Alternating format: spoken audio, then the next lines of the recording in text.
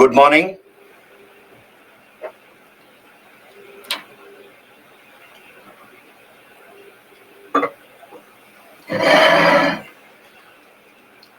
Good morning, everybody. Am I audible and visible?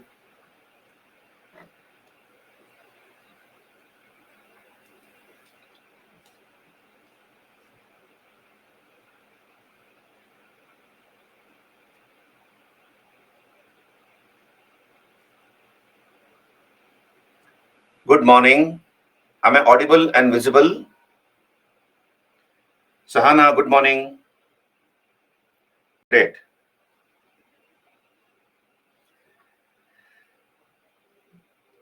Suryakant, Sahana. Let some more people join in and then I'll begin. Dinata, Sanchari, Apurva, Suman, Sardanjali. Good morning. Dikshit, Srikant, Jia, Vikas. A very good morning to all of you.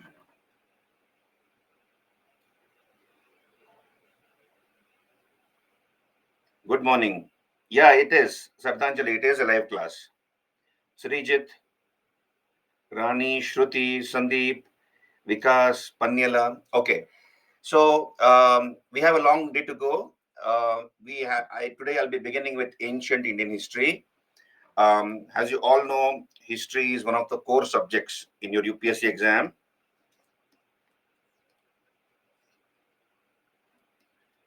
So history is one of the core subjects in your UPSC exam. Along with history, we have, of course, economy, polity, and geography. So these are the core subjects: history, economy, polity, and geography. Yeah, Rani, same to you. I hope you enjoyed the day with me, all of you. Now, before I begin, I would like to ask you one question. When did you all study history last, apart from preparing for UPSC exam? I was told that modern India has been done and finished for you, including post-independence. Some might not have attended modern India, but then let me know, when did you last study history? In your school days? Second PUC. Okay, Sahana says second PUC. Aniket since 10th class. So last studied in your school days, 10th standard. Okay, 12th standard. So very few would have had history as a subject in your college days. Most of you would have studied history last in your 10th standard. Now, how was the subject of history in your school days? How was the history subject? Did you like it? Was it interesting? Cool, I will discuss that about that later. Whether you can take history as an optional subject. Of course, it is one of the choices given by the UPSC. Very interesting. Srikant says, I liked it. Fascinating, except the dates. Okay, my favorite subject, according to Rani. It's interesting as a story, says Zainab. Okay, one of your favorite subjects. Interesting. Okay, great. So, we will be studying history after a very long time, most of you, ancient Indian history. Then we'll come to medieval India and art and culture. So here, I'll give you an overview of history. First of all, what all we study as part of ancient Indian history, how history proceeds from ancient times to almost the medieval portions of India, the medieval part of India. And then when I come to medieval India, I'll give you an overview, a bird's eye view of medieval Indian history as well. But then today, I'll begin with an overview of ancient Indian history, so that you all know what all the topics you're going to study in this particular segment called ancient Indian history, right? Sardanji will come to that. Just hold on. All the dates are not important. Whatever is relevant from the exam point of view, important dates are relevant. Okay, so you don't need to remember all the dates. And moreover, UPSC is not going to ask you dates. If you look at the previous year question papers, they have not asked you any dates as such. So why are you afraid of that? You understand the flow of history, the flow of events. The flow of events is more important. Okay, the sequence of events is more important than the date as such. For some things you need to remember the date. For example, first battle of Panipat, like that. Say third battle of Panipat. Such things are important. Not everything is important. Yeah, my name is Vijay Kumar Shankarappa. I have been asked to handle history. I have been teaching history from the last 18 years, and I have been associated with Byju's from the last 8 years. I'm one of the senior faculties in this organization called Byju's. So let's begin this survey of history, as I call it, or a bird's eye view of Indian history, right? So let us talk about history. Now, let me ask you some basic questions. What is history? So let us make it interactive wherever possible. Let us make it interactive, so that we have to spend the whole day studying this subject. So it can get boring if I go on a monologue. Mostly it will be a monologue, but wherever I would want your participation, I'll be asking you questions, clearing your doubts. Right. So let us make it interactive.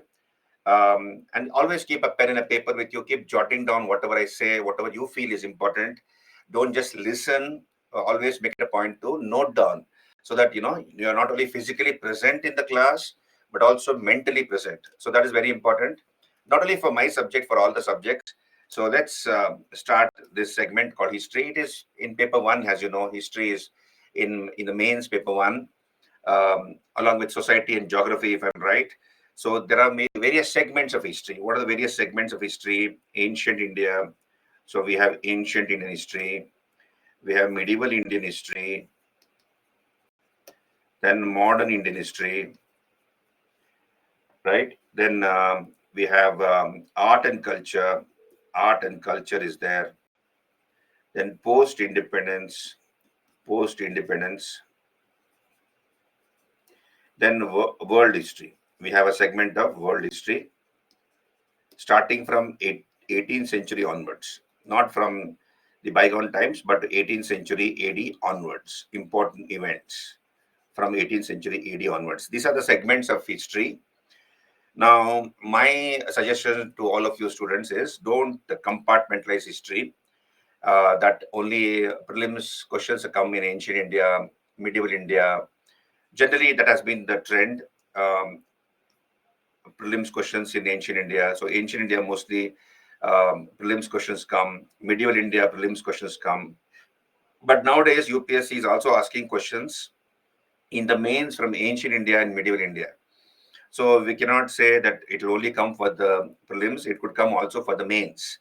So you have to study history as an integrated subject: ancient, medieval, art and culture, modern India, etc. And a knowledge of ancient and medieval will help you to answer art and culture questions better. You'll be able to understand art and culture portions better when you study ancient and medieval India in detail, right? So, of course, modern India, we have both prelims and mains. Art and culture, both prelims and mains. I would say even main, ancient and medieval, nowadays they're asking in the mains. Then post-independence, it has been mostly in the mains, but they could also ask questions from the prelims. And world history exclusively is in the mains. There are no questions asked in the prelims from world history section. So this is only in the mains, right? In bracket prelims, Hariom, prelims. P is prelims, M is mains, right? But then you can also have questions asked in the mains from ancient and medieval India. So therefore, don't compartmentalize your subject of history. Study has an integrated subject, one subject, though the exam is divided into three parts. And a knowledge of history will help you to answer questions in your essay paper. You have a compulsory essay paper in the mains. Then, of course, in the interview, they can ask you questions from history. As potential bureaucrats, all of you are expected to know the history and culture of your country, of your state, of your district, of your city, in case you come from a historically important place. So anything to do with history and culture from your area or from wherever you originate in India. So that becomes relevant. So therefore, please understand that, and you can become a better bureaucrat if you know the history and culture of that region. because it's not only about solving problems, it is also about dealing with people. So therefore, as a bureaucrat, you will be dealing with so many people, and a knowledge of their history and culture will definitely help you to be a better officer. So having said that, let me begin a survey of ancient Indian history first of all. Um, so let us begin this subject of history. Now let me ask you some basic questions. What is history? HEP. Okay, I said HEGH is history, economy, polity, geography. So this is one of the core subjects along with economics, E for economics, P for polity, Hariom, and G for geography. So history, economy, polity, geography. So Gia says history is study of the past with humans in focus. Okay. Then Binara says Binata, study about past. All the events happened in the past, which is written and understood is history. So Sardanjali is very much right. So history is all those happenings of the past which have been written down and understood. You see, history is all those aspects of the past, although that part of the past which has been written down and understood is history. For example, let me give an example. We have the Ashokan edicts, the edicts of Ashoka. So the great Mauryan emperor Ashoka wanted to convey some things to his people and some cases to his officers. So he got them written on the surface of rocks, pillars, and caves. So therefore, they are called rock edicts, pillar edicts, and cave edicts.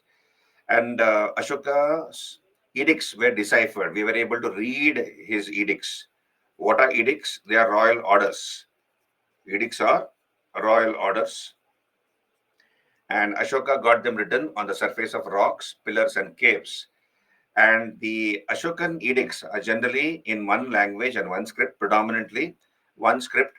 He uses the Brahmi script. He uses the Brahmi script and the Prakrit language. And the Prakrit language. And this Brahmi script was deciphered by James Prinsep, right? Sometime in the 18th century. 18th century. So he was able to decipher the Brahmi script, and we were able to read the script. So then we were able to understand what Ashoka was trying to convey, what was he trying to say. So that is called history. All those happenings of the past, which have been written down and understood, is history. Are you there with me? Okay, all those happenings of the past, which have been written down and understood, is history. So we have we have recordings, recorded evidences, and whatever has been written down is understood by us. That is history. Then what is prehistory? Use your common sense. What is prehistory? What is prehistory? If history is all the recorded happenings of the past, what is prehistory?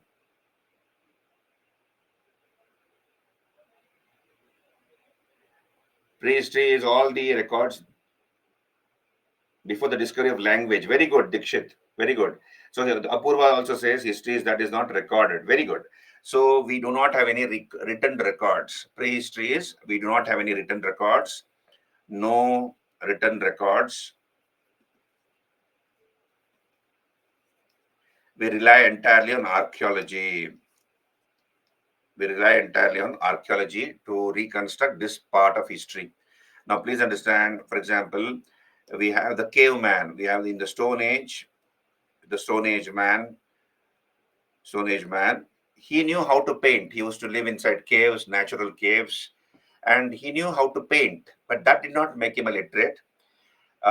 So we rely on archaeology to reconstruct that part of history. So man did not have the knowledge of writing.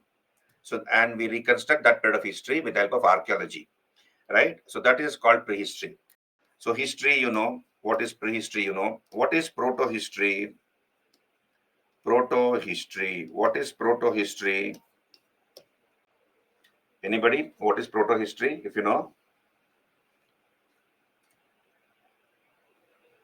proto-history, scripts not deciphered. Very good, Srijit. So we have written records. We have written records, but whatever has been written down is not yet deciphered or decoded. It has not yet been deciphered. Deciphered means decoded. So we are not able to read that script. For example, we have the Harappan script. The people of Harappa, Mohenjo-daro, the Indus civilization, Harappan script, they had a script. They knew how to read and write. But whatever the Harappans wrote is even now unintelligible. We are not able to read that script. So therefore, Harappan period comes under the category of proto-history. Harappans had a script, but we are not able to read that part of the script. We are not able to read that script. So that comes under the category of proto-history. So history is all those recorded, all those written records, all those happenings of the past for which we have written records, and we are able to read that whatever has been written down. That is history. Proto-history is we have written records, but we are not able to read that. And prehistory, we do not have any written records, and we rely on archaeology to study that period of history. Are you clear, all of you? Simple, na? Snehil, yeah, very right, Snehil. Suman, clear? Okay. Now let us come to other basics of history. Numismatics. What is numismatics?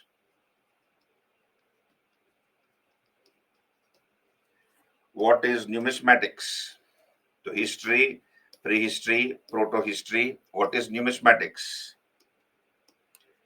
Study of coins. Very good. Jia, Karishma. Yeah, very good. That is study of coins. So that help us to also reconstruct the history of the past. Numismatics or coins. Then we have, of course, epigraphy. What is epigraphy? Yeah, what is epigraphy? Snehil also says study of coins. Very good. Hemlata, not epics. No, no, no. Not epics, Hemlata. Anybody else has a better answer? Epigraphy, inscriptions. Srijit says inscriptions. Very good. So the study of inscriptions is called epigraphy. Study of inscriptions. That is called epigraphy. Then what is paleography?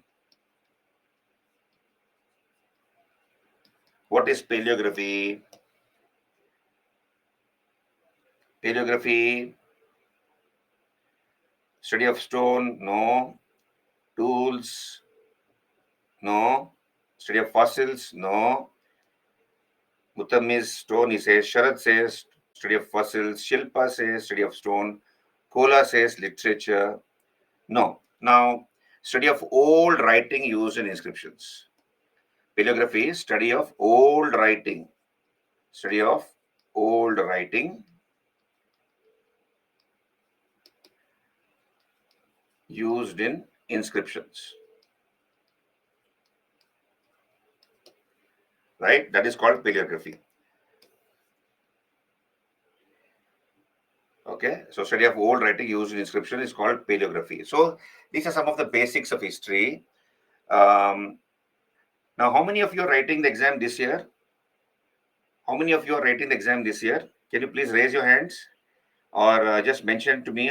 Most of you are writing history. I mean, most of you are writing the prelims this year. Okay. So today is what date? Today is the 13th. Sorry, today is the 3rd of March. So just count the number of days we have. Sanchar is writing in 2025. So March 3rd. Today is March 3rd. When is the exam? May 26th. When is the exam? May 26th. May 26th. So let us count the number of days. How many days are there for exam? So March 3rd. March has 31 days, isn't it? March, April, May. Okay, about 90 plus days. 85 days. Okay, 85 days. Aniket, around 85 days. Good. So now you have a good plan. You have a very solid plan for this examination. As regards history is concerned, follow my PPTs. Listen to me. Follow the class lecture number 1. So class lecture is number 1. Then you read the PPTs which will be sharing with you. The class PPTs, I would say 90% is covered there in them. 90% of the syllabus is covered in them. And read one textbook. One textbook you read, R.S. Sharma for Ancient India.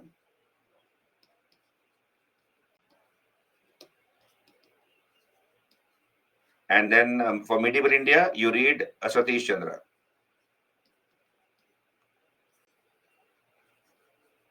Satish Chandra, Medieval India. So since this is a weekend class, whatever we cover today till evening 8 o'clock, you try to read them by the time we meet next weekend. Okay, you try to finish that, or you can go even beyond that. Revise your lecture, whatever we do today. Then you revise your PPTs, and then you read the textbooks chapter wise. Don't miss any chapter. One thorough reading you give, and whatever you find important, underline, highlight. Use a highlighter. Use a colored pen, red color, green color, right? You underline those keywords, right? You can jot down if you want, but don't try to make elaborate notes because that takes up a lot of time. You can highlight it in the textbook itself. You can jot down there on the textbook, and then whatever you underlined and highlighted, that becomes your revision. That becomes your revision, right? And don't neglect any section of history, because UPSC, another name for UPSC is unpredictable public service examination. Generally, earlier, most of the questions used to be coming from modern India. Okay, now UPSC is also asking questions from ancient and medieval and art and culture, and less questions from modern India. So you cannot rely entirely on modern India. You have to read ancient, medieval, art and culture. And please understand, even if you thoroughly study modern India, still you'll not be able to answer a few questions, because UPSC somewhere finds some question which nobody can answer. That is the case every year. So therefore, you broadly study the entire segment of history, entire subject of history, so that you can answer questions from ancient, medieval, art and culture, as well as modern India, and your overall score goes up. Your overall score goes up, so that you can clear the prelims and go to the next stage, the main segment, the main section of the examination, right? So, Kula, I will not speak about modern India. The modern India teacher is somebody else. Please ask him. I'm sure modern India has been covered for you already, I was told. So, therefore, I would not speak anything about modern India. I'll only stick to ancient and medieval and art and culture. Anything related to my subject, please ask me. My segment, you ask me, I will answer it. Okay. Kennedy, nothing like that. Nothing like that. So don't think like that. Please understand, it's an elimination exam, Kennedy. It is not that UPSC has found a unique process of spoiling your career. No, UPSC is not spoiling anybody's career. Don't think like that. It is an elimination exam. See, prelims is an elimination exam. UPSC can only take a certain number of students for the mains. So depending upon the number of vacancies, let us say there are 1,000 vacancies. There are 1,000 vacancies in a particular year for all the services, IAS, IPS, IRX, etc. Generally, the ratio is 12 to 13 times. That is about 12,000 to 13,000 people, or let us say 15,000 people make it to the mains. The rest get eliminated. So therefore, it's an elimination exam, and everybody is not serious. The competition is amongst the serious candidates, not everybody. So people just attempt the exam, just for the sake of attempting, because there's a lot of prestige issue connected with UPSC exam, and generally it falls on a Sunday. Always it is on a Sunday prelims. So instead of sitting at home and whiling away time, people would want to write the examination, and everybody is not serious. So the competition is amongst the serious candidates. So okay. Now let us come back to the subject proper as such. Let us make a survey of this subject. This is called Ancient Indian History Overview, or Bird's Eye View of Ancient Indian History, right? Yeah, good, Kennedy. I really appreciate that you're a graduate teacher. But then, right? But then the point is, UPSC eliminate. It is an elimination exam. At the prelim stage, they eliminate. The real competition is the mains, where you write subjective answers. Okay, so it is one exam divided into three parts. As you all know, there's one exam divided into three parts. So this is the prelims. You see, this is the prelims. This is the prelims. Then we have the mains and the interview. So it is an integrated preparation which is required, and a knowledge of mains will help you to answer questions in the prelims. And also, if you develop your overall personality, it will help you in your interview. So approach the exam as one integrated preparation. Don't compartmentalize the examination as such. So that is my suggestion to you.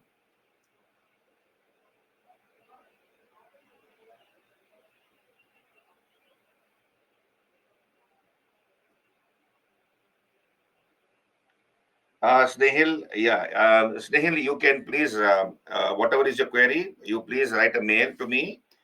We will discuss it. We'll discuss about it.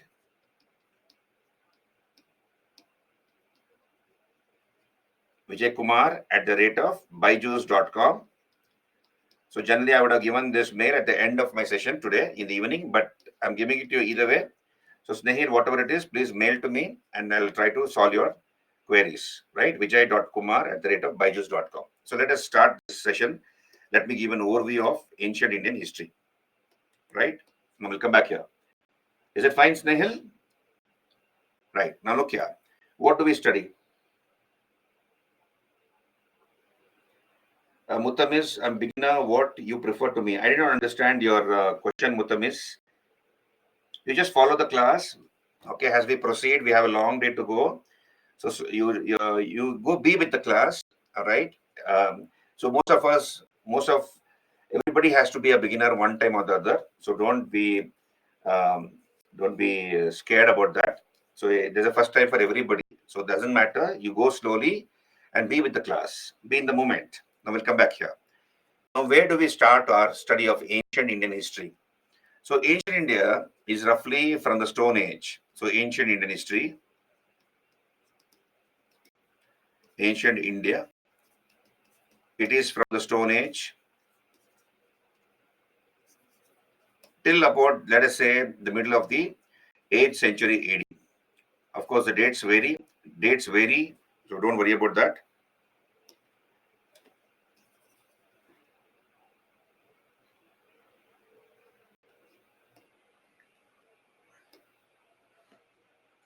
So 750 AD.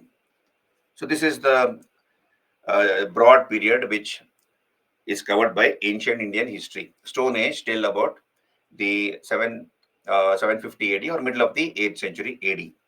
Now, what are the topics we study? As you can see on your screen, we have the first chapter, Stone Age. Now, let us discuss this. What is Stone Age? What is Stone Age? What is Stone Age? Anybody? So, first part of my class will be spent in thoroughly understanding the syllabus of ancient Indian history. It's a bird's eye view of ancient Indian history. So I'll be discussing each chapter, what all we're going to cover in that chapter, how history flows from Stone Age till about the middle of the 8th century AD. Are you there with me? So that's what I'll be going to do. And then once I finish that overview or bird's eye view, then I'll start with the chapter proper, first chapter, second chapter, like that. Okay, Srijit. So Srijit says stone tools used. People use stone tools, not any metal tools. Okay, very good. Human ancestors using stones as primary tools in hunting, gathering. Gia, very good. So it is called Stone Age because all the tools and implements used by early man were made of stones. So all the tools and implements or instruments, all the tools and instruments or implements used by early man were made of stone, hence called Stone Age. Hence called Stone Age. Now, this Stone Age has been divided into three parts. Generally, into three parts. We have the Paleolithic period. Paleolithic period. Then we have the Mesolithic period and the Neolithic period.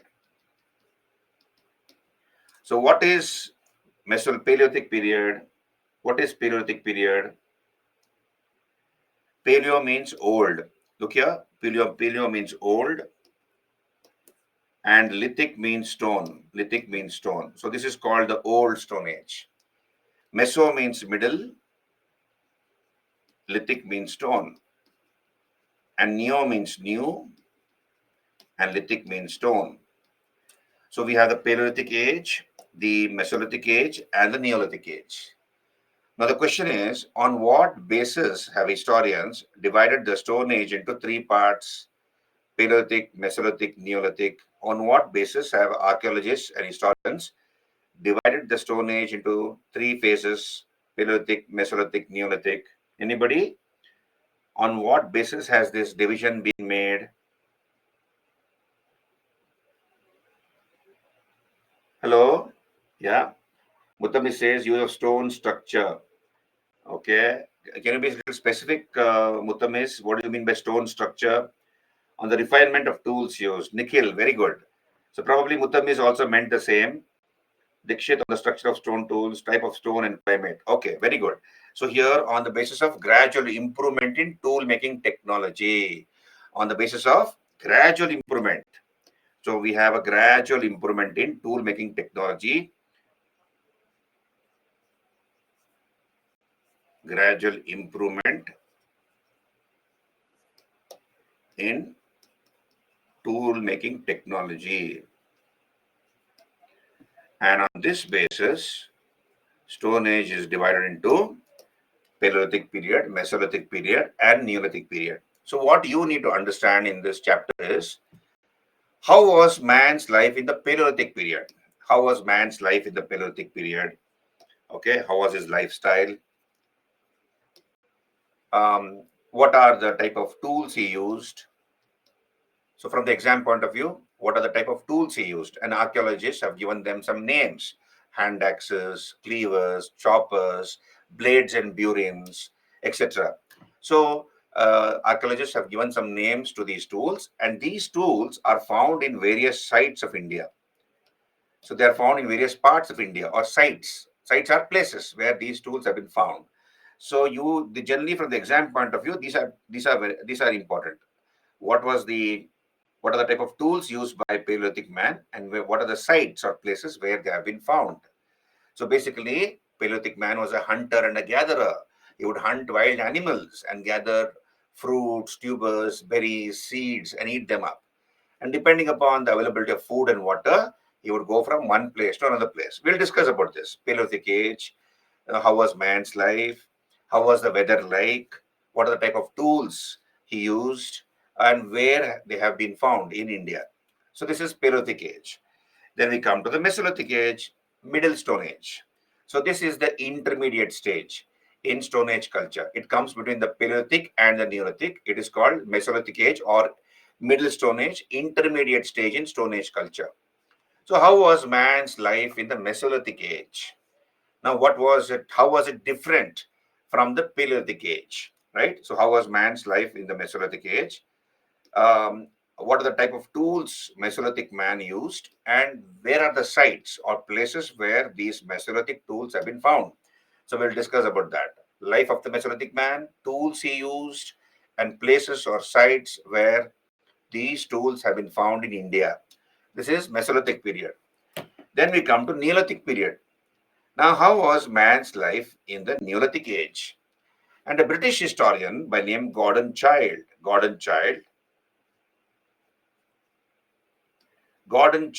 calls the Neolithic age as Neolithic revolution. He calls it as Neolithic revolution. So we need to understand, why is it considered to be a revolution in the history of man, the Neolithic age? Why is it considered to be a revolution? What did man totally do different during this period that it revolutionized his life? So we will be discussing that. And of course, the type of tools Neolithic man used. What are the type of tools he used? And where are the sites or places where they have been found? Are you there with me? Hello? Very simple, easy topic, simple topic. Yeah, Dikshit, we'll discuss. We'll discuss that in detail. Don't worry about it. Right? And then we have another period called Chalcolithic period. What is Chalcolithic period? What is Chalcolithic period? This is nothing but stone copper age. Stone copper age. Copper was the first metal to be used by man. Chalcolithic period. Copper was the first metal to be used by man. So, how was man's life in the Chalcolithic age? Right? How was his life? What are the type of tools he used? And what are the various Chalcolithic cultures which are found in various parts of India? We have different Chalcolithic cultures. So, what are unique aspects about the Chalcolithic culture? right? And of course, what are the places where these cultures have been found, Chalcolithic cultures have been found. This is your first chapter, Stone Age. Are you there with me? This is your Stone Age chapter. So we'll be discussing that once I finish the overview. Then we come to the second chapter. Second chapter is your Indus civilization, the Harappan civilization or the Indus civilization. Indus civilization.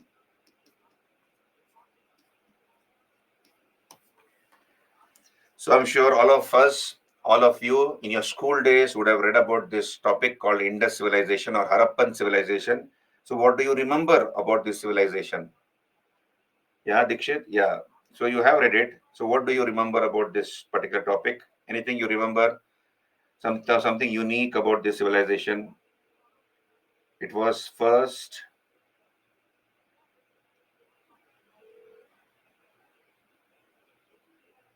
Hello? Yeah, Hemlata says first civilization with well urbanization, most civilized drainage system. Very good. It's a proto-historic civilization. Srijit will come to that. Bronze Age civilization. Very good. Oldest civilization. Mithali. One of the oldest. Mithali, not the oldest. One of the oldest. So Harappans had a script. First cities, planning, drainage system, trade. Very good, Nikhil. Brick were used, Suman says. Urban settlements, planning, foreign trade, Jia. Very good. So you know quite a lot about this civilization. So what do we study in this topic called Indus civilization or Harappan civilization? Everything about this civilization. We'll be talking about first of all, I will be discussing what is culture. What is culture? Okay, what are the constants of culture? What is civilization? What is civilization? What is urban revolution?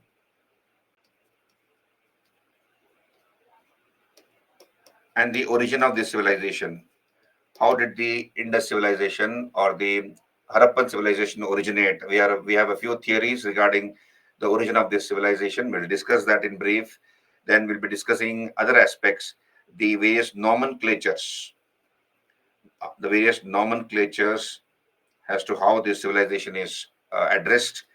So we have different names for this civilization. Initially called Indus Valley civilization, then later called Harappan civilization, then Indus civilization, proto-historic civilization, Bronze Age civilization. So what is the meaning of all these nomenclatures? We will talk about that. Then the discovery of this civilization. How was this civilization discovered? Basically, it was a chance discovery. So we will discuss about that. Then the characteristic features of the civilization. What are the characteristic features? Characteristic features like town planning. So Harappans used to live in well-planned cities and towns. And the Harappan civilization ranks amongst the four contemporary civilizations of the world. So what are the four contemporary civilizations? Or other three civilizations? We have the Mesopotamian civilization on the banks of the Tigris and the Euphrates rivers in Iraq. We have the Mesopotamian civilization. Then we have the Egyptian civilization, the second oldest civilization in Egypt, Africa, on the banks of the river Nile. Then we have, of course, the Chinese civilization. So the Harappan civilization ranks amongst the four contemporary civilizations of the world, though it is the third oldest. The Harappan civilization is the third oldest, but then it is the largest amongst the contemporary civilizations. It was the largest, bigger than Mesopotamia, bigger than Egypt, bigger than Chinese civilization. So it was the largest amongst the contemporary civilizations. So please understand, people used to live in cities, even in Mesopotamian civilization. Civilization means people are civilized. They are living in cities and towns. But then none of the cities and towns in the Mesopotamian civilization, or for that matter, the Egyptian or the Chinese civilization, the cities were planned. No, the people used to live in cities, but those cities were not well planned. They were haphazardly constructed. It was not thoroughly organized, and so it was in a very haphazard manner that they constructed the cities. Harappans used to live in well planned cities and town. So we will look at the unique aspects of Harappan town planning. How were the cities planned? So how were the cities divided into and planned? The underground drainage system. So Harappans had an underground drainage system. Every house had a toilet. Every house had a well. And please understand, taking bath is part of our culture. Every day, we Indians, however poor or rich we are, at least once we take a bath. And taking bath is part of our culture, right? And this is a legacy left behind by the Harappans. Every house had a toilet, every house had a well. So Harappans gave a lot of importance to health and hygiene, health and cleanliness. So we talk about the underground drainage system of the Harappans, right? Then how was the society like? Harappan society? What are the people living in the Harappan civilization? How was their economy like? Okay, so in this economy topic, we'll be discussing about agriculture, then trade and commerce, weights and measures, weights and measures. When I say trade and commerce, both internal trade and international trade. So Harappans used to engage in not only internal trade but also international trade. So we'll talk about agriculture, trade and commerce, weights and measures. Then what are seals? What are seals? We'll be discussing about the religion of the Harappans, the various gods and goddesses worshipped by the Harappans. And please understand, many of the religious practices of the Harappans are even now followed by us. In fact, many of the aspects of their culture are even now with us. We are following them. So seals, religious practices of the Harappans, burial practices. When somebody died, how were the dead bodies disposed of? So burial practices of the Harappans. Then the pottery, Harappan potteries. So various types of pots made by the Harappans. So pottery. Then of course um, um, um, uh, the decline, the various theories as regards the decline of this civilization. And apart from that, we'll be discussing about the important cities, like, for example, Harappa, the first city to be discovered, or first site to be discovered pertaining to this civilization. Then Mohenjo-daro, Dholavira, Lothal, the only Harappan site where there was a dockyard. Harappans had built an artificial dockyard at Lothal in Gujarat. So we'll talk about Lothal, about Kalibangan, and other cities. And so everything about this civilization we'll talk about, we'll discuss, make a thorough discussion. And UPSC had asked a question in the mains. Two questions have come in the mains from this chapter: the town planning of the Harappans, first of all, and then how the town planning of the Harappans has influenced modern urbanization. How the town planning of the Harappans has influenced modern urbanism or urbanization and culture. That's what the UPSC had asked. So we'll discuss about this chapter in detail. Are you there with me? So this is the second chapter. So you can see on your screen. So Stone Age, we'll be discussing Stone Age, first chapter. Then second chapter is Indus civilization. The third chapter would be the Vedic period. The third chapter is what is known as the Vedic period. All clear till here? All of you? Hello? All clear till you? Please raise your hands. Are you there with me? Is the speed clear? Is the speed okay? I hope I'm not speaking too slow or too fast. Is it okay? Great.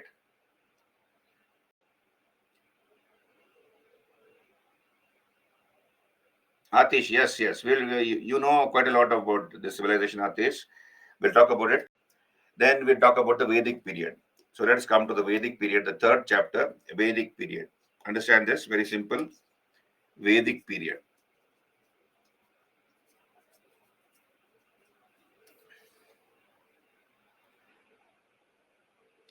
Hari Om, everything you don't need to note down, Hari Om, right?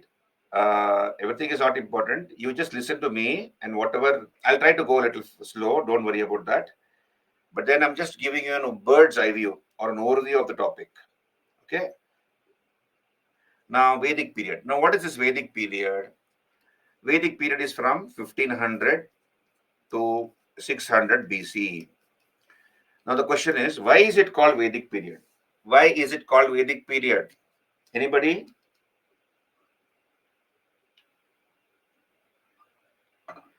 Why is it called Vedic period? Vedas were written text, writing of the Vedas, because Vedas were made. Okay, okay, very good. So, quite a lot of answers here. Now, we rely entirely on Vedic literature to reconstruct this period of history. That's why it's called Vedic period. Please understand, we hardly have any archaeological evidence or source for the study of this period. We rely entirely on Vedic literature. You remember Harappan civilization? Harappans had a script, but whatever they wrote even now is not understood by us. So we rely entirely on archaeology. Harappans had a script, but therefore we do not, because we are not able to read the script, we rely entirely on archaeology to reconstruct the history of the Harappans. And some information we get from the Mesopotamians, because Mesopotamian civilization and Harappan civilization had trade contacts, trade and cultural contacts. So we do come to know quite a lot of information from the Mesopotamians about the Harappan civilization. But then we rely mostly on archaeology for the study of the Harappan civilization. For regarding Vedic period, we hardly have any archaeological sources. We rely entirely on Vedic literature, right? Therefore, it's called Vedic period. Now, who are the authors of the Vedas? Who are the people who compose the Vedas? Next question. Who are the authors of the Vedas? Dikshit says Aryans. Okay, very good. So Srijit, Aryans. Okay, so Aryans were supposed to be the people who compose the Vedas. So the next question obviously is, who are the Aryans? Who were the Aryans? Anybody? Who were the Aryans?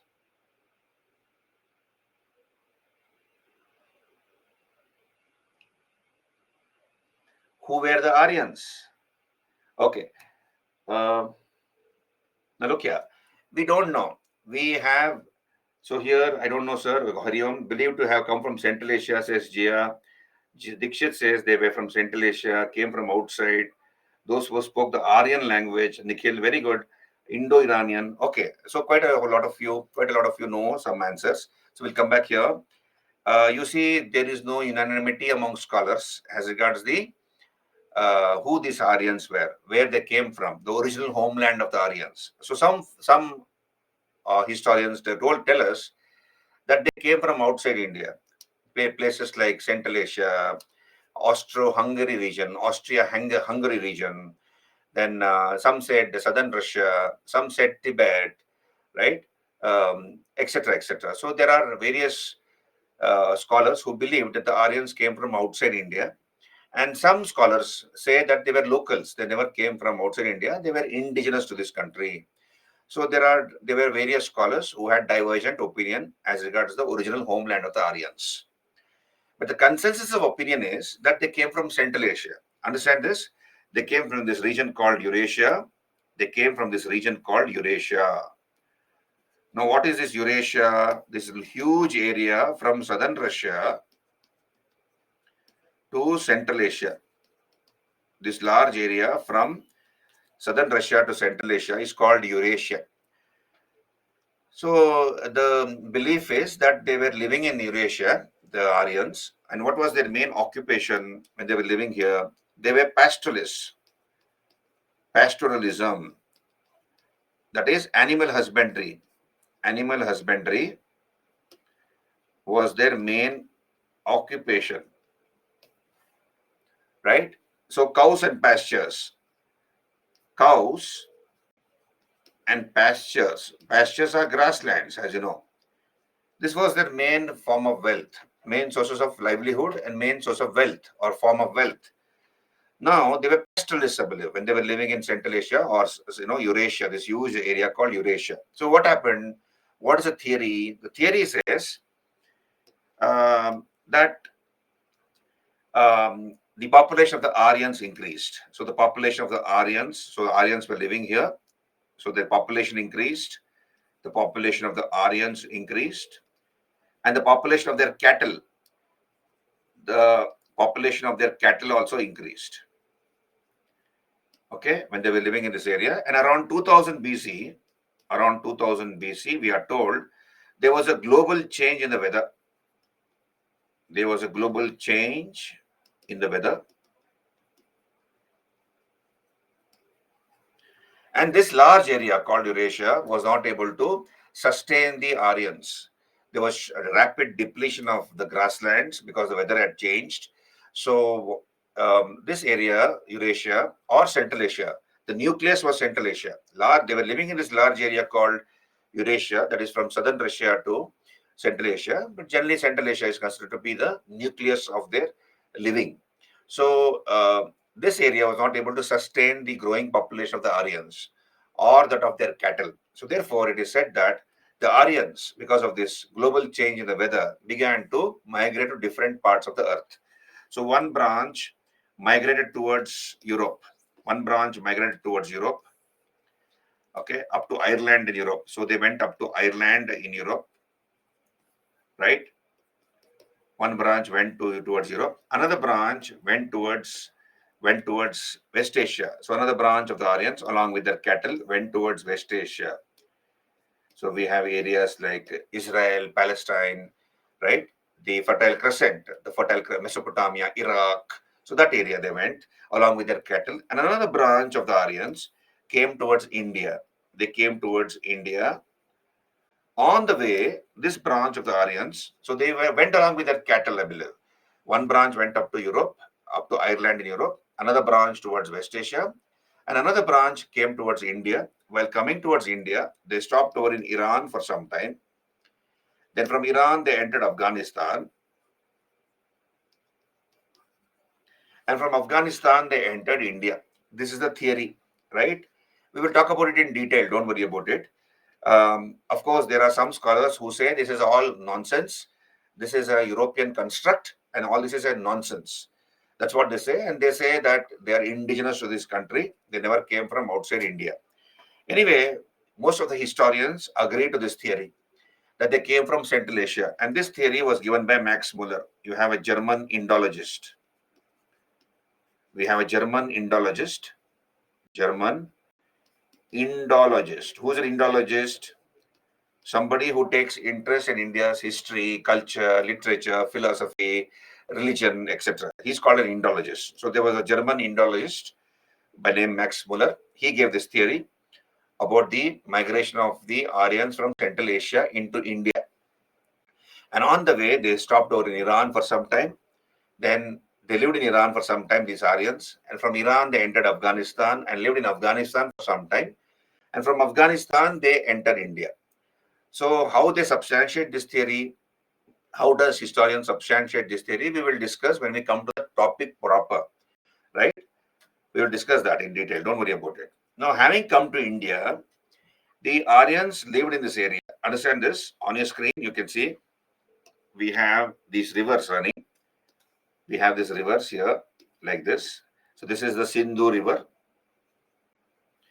Sindhu River. This is the Yamuna. This is the Ganga. And this is the Satluj, Satudri they called it. This is the Ganga, this is the Yamuna, and this is the Ganga.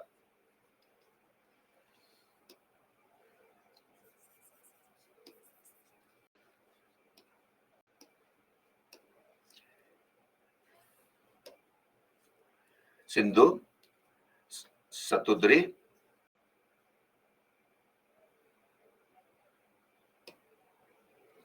Yamuna, and Ganga, right? And the Aryans, they were living in this area, I believe, for the first 500 years. You see on your screen, they were living in this area called Sapta Sindhu region. Sapta Sindhu region. So having come to India, they lived for the first 500 years in this region called Sapta Sindhu region. And only one book gives information about the first 500 years of the life of the Aryans. That is the Rig Veda. So when they entered India and they came to this country, they were living in the Sapta Sindhu region. That is the Satluj in the west, the river Satluj in the west, and Yamuna in the east. And that's called Sapta Sindhu region, the land of 7 rivers, as it is called, land of 7 rivers. And only one book gives information about the life of the Aryans in these 500 years. That is the Rig Veda. Hence, it is also called Rig Vedic period. It's also called Rig Vedic period. So the Rig Vedic period is from 1500 to 1000 BC.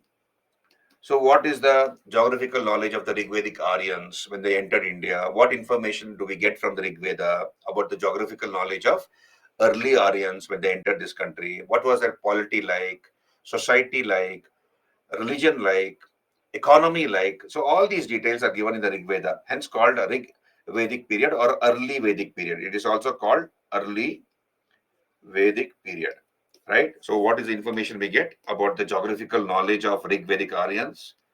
about the geographical knowledge of Rig Vedic Aryans, about their polity, how was their political structure like, how was their economy, how was their society, and how was their religion. All these details we get from one book, that is the Rig Veda. Hence, it is called as Rig Vedic period or early Vedic period. Are you there with me? Did you understand?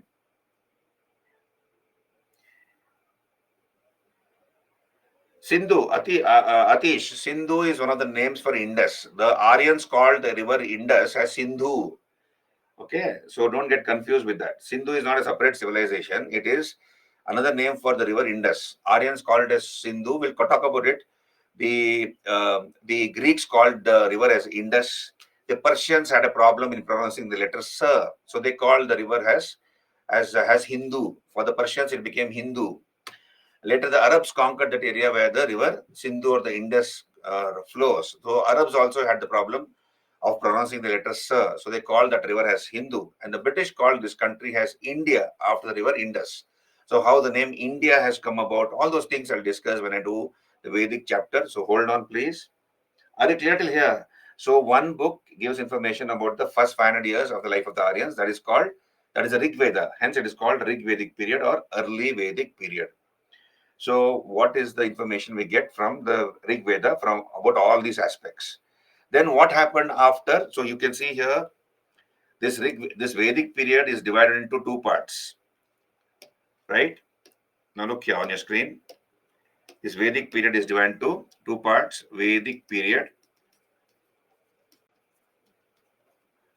overall 1500 to 600 BC. This is again divided into two parts. We have the early Vedic period or the Rig Vedic period, that is 1500 to 1000 BC, and later Vedic period 1000 to 600 BC, right? Later Vedic period. Now, why is it called later Vedic period? Have you understood why it is called Rig Vedic period? All of you, can you raise your hands? Why is it called Rig Vedic period? All clear? Very good. Now, why is it called later Vedic period? Why is it called later Vedic period? Because so we need to understand. Pooja says, no, sir, doesn't matter, Pooja, just hold on. When I come to the topic proper, I'll explain in detail. Then you'll understand. So why it is called Rigvedic period? Because I told you only one book gives information about the early life of the Aryans, Puja. That's why it's called Rigvedic period, right? It is called later Vedic period because we have the later Vedic literature minus the Rig Veda. Apart from the leaving aside the Rig Veda, we have the other part of the Vedic literature, Samaved, Yajurved, Atharvaved, Brahmanas, a class of books called Brahmanas, Aranyakas, Upanishads, the Dharma Shastras or the Smritis, that is the law books of India, like Manava Dharma Shastra or Manusmriti, Yajnavalkya Smriti, Narada Smriti, etc. Epics like Ramayana, Mahabharata, all these are known as later Vedic literature. So all these books, that is the Samaveda, Yajurveda, Atharva Veda, a class of books called Brahmanas, Aranyakas. Aranyaka means forest books. Books which were written in the forest, Aranyakas, because of their magical powers. So Aranyakas, Upanishads, epics like Ramayana, Mahabharata, Dharma Shastras, all these come under the category of later Vedic literature, and they give information about the 400 years of the life of the Aryans. On your screen, as you can see, 1000 to 600 BC. So, what do we know about the geographical knowledge of later Vedic Aryans? What was their geographical knowledge of this country? What was their political structure like? How was it different from the Rigvedic period? So, how was their polity? How was their society like? How was their economy like? And what was their religion like? And how is it different from the polity, society, economy, and religion of the early Vedic period or Rig Vedic period? So this is called the Vedic period. This is what we're going to study, right? Discrimination of Rig Veda. We'll come to that, Suman. Just hold on. All of you clear? So this is called Vedic period. We rely entirely on Vedic literature, hence called Vedic period. And please understand, towards the end of the later Vedic period, we have the coming into existence of the concept of a state. So toward by 1000 BC, we have the coming into existence of a territory or a Janapada. So here in the Rig Vedic period, what was the main occupation of the Aryans? They were pastoralists. Cows and pastures were their main sources of wealth. They were going from one place to another place. They were nomadic in nature. So since they were nomads going in search of fresh pastures for their cattle, they were not staying in one place. So the concept of a territory had not come into existence. But by the time the later Vedic period came, that is by 1000 BC, they had taken to agriculture. The Aryans had taken to agriculture, so agriculture had become their main occupation. So because of agriculture, the concept of a territory had come into existence. And territory means Janapada. Janapada means territory. So we have people beginning to live in a particular territory. So when you do agriculture, when you engage yourself in agriculture, you are forced to stay in one place. You cannot be nomadic in nature. You cannot be roaming around and engage in agriculture. So that resulted in the concept of a territory or Janapada. So towards the end of the later Vedic period, we see the growth of sit because we see the growth of small kingdoms. The concept of a territorial state come into existence. The concept of a territorial state comes into existence.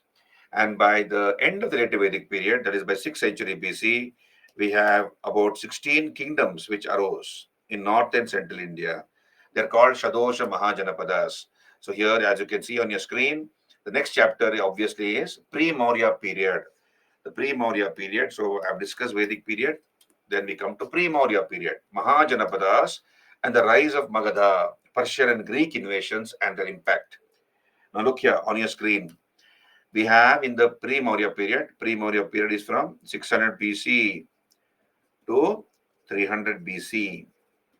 So by the end of the Vedic period, that is by 600 BC, we have 16 large territorial kingdoms. Shodasha Mahajanapadas.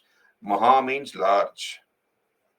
Janapada means territory or territorial state. Territorial state. And in Sanskrit, Shodasha means 16. 16. So we have 16 large territorial kingdoms which came into existence in north and central India. And this period, pre-Maurya period, is also called the age of second urbanization. It is also called the age of second urbanization. Age of second urbanization. So what is the first urbanization then? Harappan civilization. The Indus civilization is called the age of first urbanization. The age of second urbanization is the 6th century BC. This is also called the age of the Buddha. Age of the Buddha. So there were how many kingdoms in the pre-Maurya period? There were 16 large kingdoms. On your screen, there were 16 large kingdoms. Out of the 16, 11 were monarchies. 11 were monarchies ruled by kings, and the 5 were republics. They were also ruled by kings, but the kings were elected in a republic. So republic is called as Ganarajyas, and you have a parliament in these republics, or a Santhagara, or a parliament which elected the king, and these parliaments assisted the king in the discharge of his duties. So in North and Central India, we come to have 16 large territorial kingdoms. Like for example, Kuru, Panchala, Magadha, Malla, okay, Chedi, Vatsa, Koshala, Gandhara, Kamboja, etc. So we have so many kingdoms, all 16 kingdoms coming into existence in the pre-Maurya period, Shadosha Mahajanapadas, or 16 large territorial kingdoms. As I told you, out of these 16, 11 were monarchies and 5 were republics. So in these monarchies, the king was all powerful. He had a standing army. He had a large bureaucracy, and he collected taxes from the people. Bhaga, the earliest tax, is called Bhaga. We'll talk about it. So, and monarchy was hereditary in nature. Generally, the throne passed on to the eldest son. though we have instances of a civil war and even usurpation, forcibly snatching the throne. So we have even assassinations. So 11 monarchies, all the power was in the hands of the king. Whereas in a republic, as I told you, there were 5 republics, and these republics, we have the king who was elected, right? So out of these 16 large kingdoms, one kingdom stood out, that is Magadha. Magadha becomes the most powerful kingdom. So Magad ruled over the region of present day Bihar, large parts of Bihar, and parts of Bengal. So this was a huge kingdom ruling over present parts of Bihar and Bengal. And whoever ruled from Magadha was considered to be the most powerful ruler of North and Central India. Whoever ruled from Magadha was considered to be the most powerful ruler of North and Central India. So we need to understand what are the reasons for the rise of Magadha, what made it so powerful when compared to the other 15 states, right? So we'll be discussing that. On your screen, as you can see, pre-Maurya period, Mahajanapadas and the rise of Magadha. So we'll be talking about the early dynasties which ruled Magadha, like the Haryanka dynasty, the Shishunaga dynasty, the Nanda dynasty, and of course, I'll be talking about the highlights of the 6th century BC. What are the important highlights? Highlights of the 6th century BC, 600 BC. What are the important developments which happened during this period? Why is it called the age of second urbanization? Right? And other aspects of this particular period. And then we will be discussing about the Persian and Greek invasion on India. As you can see on your screen, Persian and Greek invasions on India and their impact. So what is this Persian invasion? Look here. We have Persia. Persia is the old name for Iran. What we now call Iran, those days was called Persia. And what was the dynasty which ruled Persia? We have the Achaemenid dynasty. Achaemenid. So this was the dynasty which ruled Persia, the Achaemenid dynasty. So we have a king belonging to this dynasty of Persia by name Darius the First. Darius the First in 516 BC. He attacked India and conquered a few parts of India. Like for example, he conquered northwest frontier province, Sindh, and Punjab. So he conquered these 3 areas: northwest frontier province, Sindh, and Punjab. These are all in present-day Pakistan, northwest frontier province, Sindh, and of course Punjab. We have a Pakistani Punjab and an Indian Punjab. So he conquered major parts of these areas, and the Iranians or the Persians ruled over this area for more than 200 plus years. What we need to understand is, did this have an impact on our history and culture? If so, what? Whether this had an impact on our history and culture. The Persian conquest of a part of India did have an impact on our history and culture. So we will discuss that. And then, of course, we have the Greek invasion on India. What is this Greek invasion on India? In 326 BC, we have Alexander the Great. So he was from Greece. He was from Macedonia in Greece, ancient Greece. He attacked India. He came to the borders of India. He came up to the river Bias. We have the river Bias. He came up to the river Bias, conquering everything on the way. So he established a huge empire spanning 20,000 kilometers.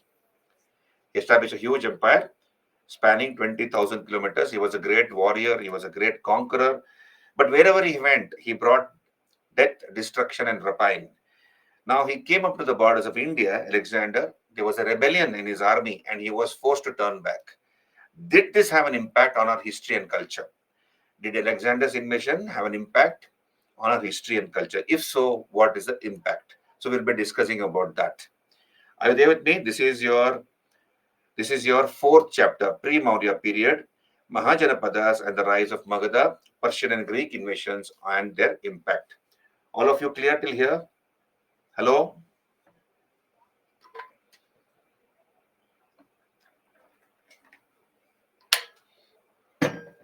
Hemalata, Jia says yes.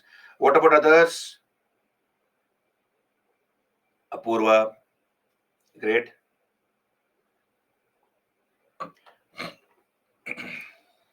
Harsh, Binata, okay. So all of you are clear. Very good. So we have the next chapter, the Mauryan Empire. As you can see on your screen, we have the Mauryan Empire. So Mauryan Empire. Now we have the early dynasties which ruled Magadha. So as part of the pre-Maurya period, we'll be discussing that. Then we come to the Mauryan period, Mauryan Empire. Fifth chapter, Mauryas, Mauryan Empire. So what do we study in this chapter? Yeah, Hari Om, thank you. Now look here, what do we study in this chapter? See, we have the Magadhan Empire, Magadhan Kingdom. Magadhan Kingdom kept on expanding. Magadhan Kingdom, Magadha kept on expanding. We have the early dynasties which ruled Magadha. What are the early dynasties which ruled Magadha? We have the Haryanka dynasty. So in the pre-Maurya period, we'll be discussing Haryanka dynasty. Then we have the Shishunaga dynasty. Shishunaga dynasty. Then we have the Nandas who ruled from Magadha. They all ruled from over the Magadhan kingdom. Then they kept on expanding. Haryanka dynasty. We'll be discussing the early kings of the Haryanka dynasty, important kings like Bimbisar, Ajatashatru. Okay, so they expand Udayin. So they all expanded the Magadhan kingdom. So they belong to the Haryanka dynasty, which ruled Magadha. The Haryanka dynasty was succeeded by the Shishunaga dynasty. The Shishunaga kings also expanded Magadha. They conquered a few areas and added it to the Magadhan kingdom. Then we have the Nandas who succeeded the Shishunaga dynasty. So Nandas also expanded the Magadhan kingdom. And finally, we have the Mauryas who ruled from Patliputra. So early capital of the Magadhan kings was Rajagriha. Rajagriha was their capital, early capital. Later, they began to rule from Pataliputra. Pataliputra is your present day Patna, the capital of Bihar. So, what do we study in this chapter called Mauryan Empire? We'll be discussing about the origin of the Mauryas. Who are these Mauryas? Who were these Mauryas according to historians? So, there are some theories regarding the origin of the Mauryas. We'll discuss that. What is the importance of the Mauryan period? Please understand, real Indian history is said to begin from the Mauryan period onwards. Proper Indian history or real Indian history is said to begin from the Mauryan Empire onwards. Why do we say this? Because we have a number of sources for the study of Indian history. We have a number of sources, reliable sources, authentic sources for reconstructing the history of India. We have literary sources. Literary sources are there, and among literary sources, we have both foreign sources, foreign writers, and indigenous writers, locals, indigenous writers. So we have also archaeological sources, right? And among the archaeological sources are the edicts of Ashoka, the royal messages of Ashoka. So real Indian history or proper Indian history is said to begin from the Mauryan Empire onwards. So we'll be discussing the sources for the study of the Mauryas. Various Greek and Roman writers visited India during the Mauryan period and when even after the Mauryan Empire declined. Like for example, Pliny the Elder, Ptolemy, Strabo, Diodorus, Plutarch, Justin, etc. These Greek and Roman writers give us a lot of information about the polity, society, economy of the Mauryas. So we get a lot of information about them, apart from, of course, Megasthenes, a person called Megasthenes, a Greek ambassador to the court of Chandragupta Maurya. So origin of the Mauryas we discuss, sources we discuss, archaeological sources, the edicts of Ashoka, which Ashoka got inscribed on the surface of rocks, pillars, and caves. So they serve as a very authentic source of information for the reconstruction of the history of the Mauryas. Among the indigenous sources, literary sources, we have the Arthashastra of Kautilya. The Arthashastra is the most important of the sources for the study of the history of the Mauryas. Arthashastra written by Kautilya. We'll discuss the sources in detail, the origin of the Mauryas. Then we'll talk about, of course, the edicts of Ashoka, the various edicts of Ashoka. Okay, how many edicts are found? What is the language which Ashoka uses? Important edicts, what are major rock edicts? What is a pillar edict? It's important pillar edicts, important major rock edicts of Ashoka. What is the information they give us? Then, of course, we talk about the political history of the Mauryas. The political history of the Mauryas.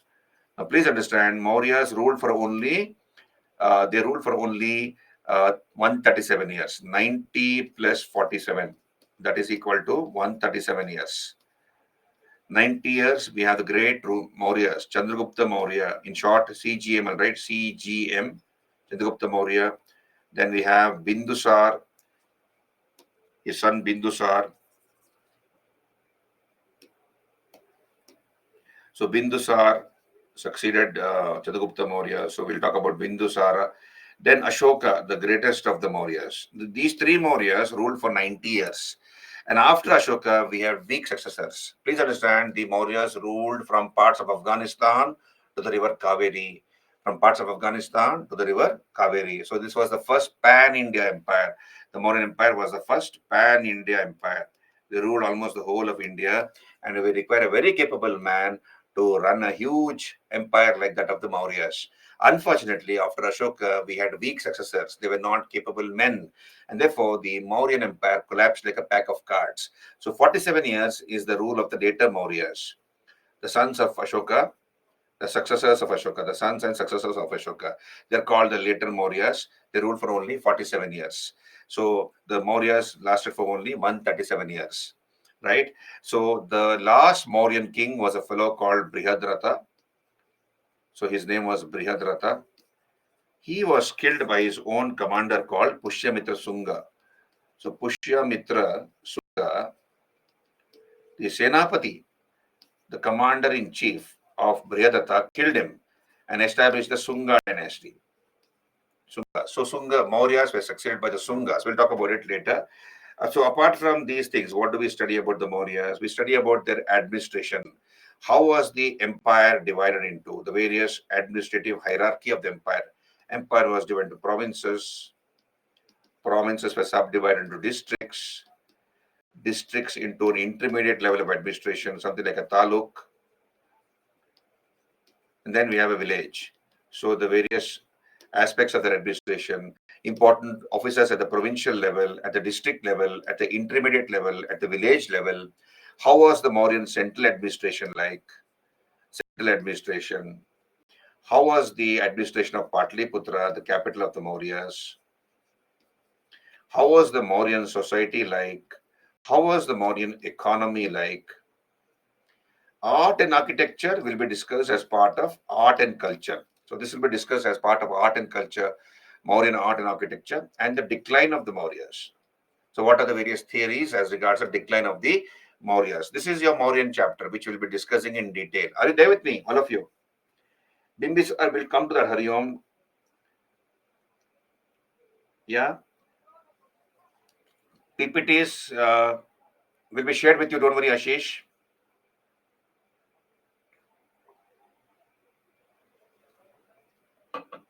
Pen thickness, okay.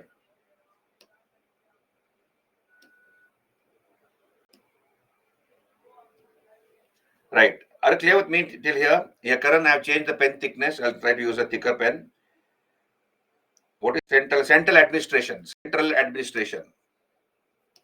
How was the central administration like? The administration of Patliputra, the administration of Patliputra, society, economy, art and architecture will be discussed as part of art and culture. As part of art and culture, I'll be discussing Mauryan art and architecture. Right? This is about Mauryan Empire.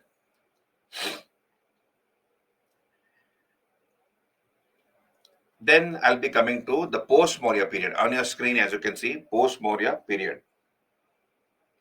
So we'll be discussing about post-Maurya period also. Post-Maurya period.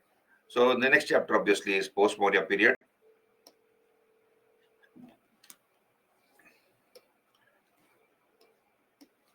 Post-Maurya period. So 200 BC to 300 AD. 200 BC to 300 AD. Yeah, Hariom, I already told you, central administration. Now look here. If they, let us see, don't take my map seriously. I'm not good at drawing maps, but then I'll try to make a. Okay, so this is the map. Now, who are the successors of the Mauryas in the post-Maurya period? Who are the successors of the Mauryas? We have the Sungas. So we'll be discussing about the Sungas. So Sungas, I told you, the last Mauryan ruler, Brihadratha, was assassinated by his own commander, Pushyamitra Sunga, who established the Sunga dynasty. So we'll be discussing about the Sungas. Then we have the last Sunga king killed by his commander called Vasudeva Kanwa, who established the Kanwa dynasty. So Sungas were succeeded by the Kanwas. So these are the indigenous successors to the Mauryas in north and central India. So in north and central India, we have the Sungas and the Kanwas ruling, whereas we have the Shatavahanas ruling South India. Shatavahanas, they were the successors of the Mauryas in the south of India, south of the Vindhyas. Shatavahanas, right? So we'll be discussing about the Shatavahanas in the post-Maurya period. This period is for a period of how many years? 500 years, 200 BC to 300 AD, post-Maurya period. So we'll be discussing about Sungas, Kanvas, and the Shatavahanas. Now we have the deep south. This is the deep south, as you can see on your screen. This is the deep south, and here we have three Tamil kingdoms ruling: Cholas. Then we have the Pandyas and the Cheras. The Cholas, Pandyas, and the Cheras. Now we come to know about these three Tamil kingdoms from a literature called Sangam literature. Sangam literature. We come to know about the three Tamil kingdoms from the so-called Sangam literature. So you need to understand what is the Sangam literature, what is the information it gives about the three Tamil kingdoms. So basically, please understand the Sangam literature. What is Sangam literature, etc. I'll deal with it when I come to the topic proper. So here, Sangam in geography, what is Sangam? A meeting point of two or more rivers. When two or more rivers join, it is called Sangam, a confluence of rivers. Whereas in the context of history, particularly South Indian history, Sangam means an academy or a parliament which met at Madurai, the capital of the Pandyas. So in the capital of the Pandyan kingdom, that is Madurai, there was a academy of scholars, poets, literators, dramatists, epic writers, prose writers, short story or short poems and short story writers, etc. This body, this academy culled out a body of information or literature. They compiled, organized, collated a body of literature which has come to be known as Sangam literature. Now, what is the main theme of the Sangam literature? It talks about wars between these three Tamil kingdoms, wars between the Cholas, Cheras, Pandyas, right? That's the main theme of the Sangam literature. But then we also come to know about the polity, society, economy, and religion of the Deep South. So, how was the political structure like? How was the society like? How was the economy like? And how was the religion like in the Deep South? So, all this information we come to know from the so called Sangam literature. In this context, we also would be studying about what is known as megalithic culture. Megalithic culture. What is megalithic culture? So I'll be discussing this. So mega means large, and lithic is stone. So large Stone Age culture. What is this large Stone Age culture, which was present in South India, not in the north, but in the south? In southern UP, we find examples of megalithic culture, but otherwise, predominantly in the north, we have not come across any kind of megalithic culture. So it is mostly confined to the south, the southern kingdoms, the southern states of Karnataka, Tamil Nadu, Andhra Pradesh, Kerala, some parts of southern Uttar Pradesh, and also in Sri Lanka, we find this type of culture.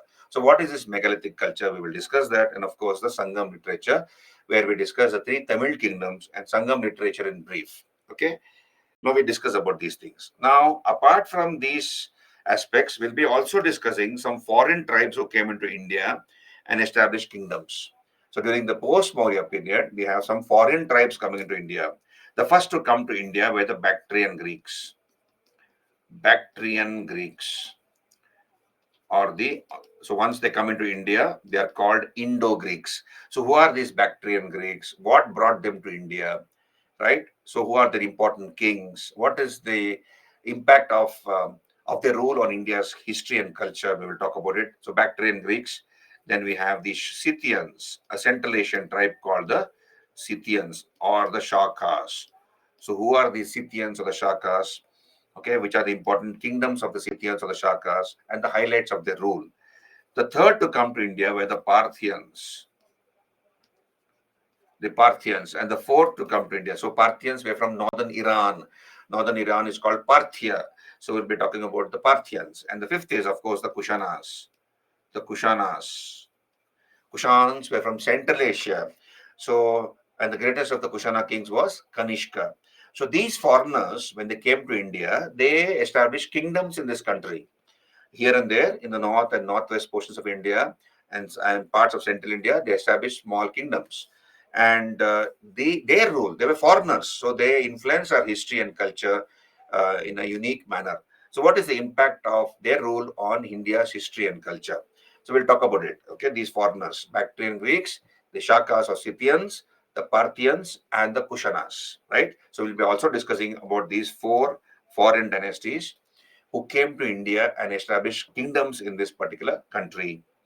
Now, this period, the post Maurya period, is also called the Mercantile Age of India. It is called the Mercantile Age of India.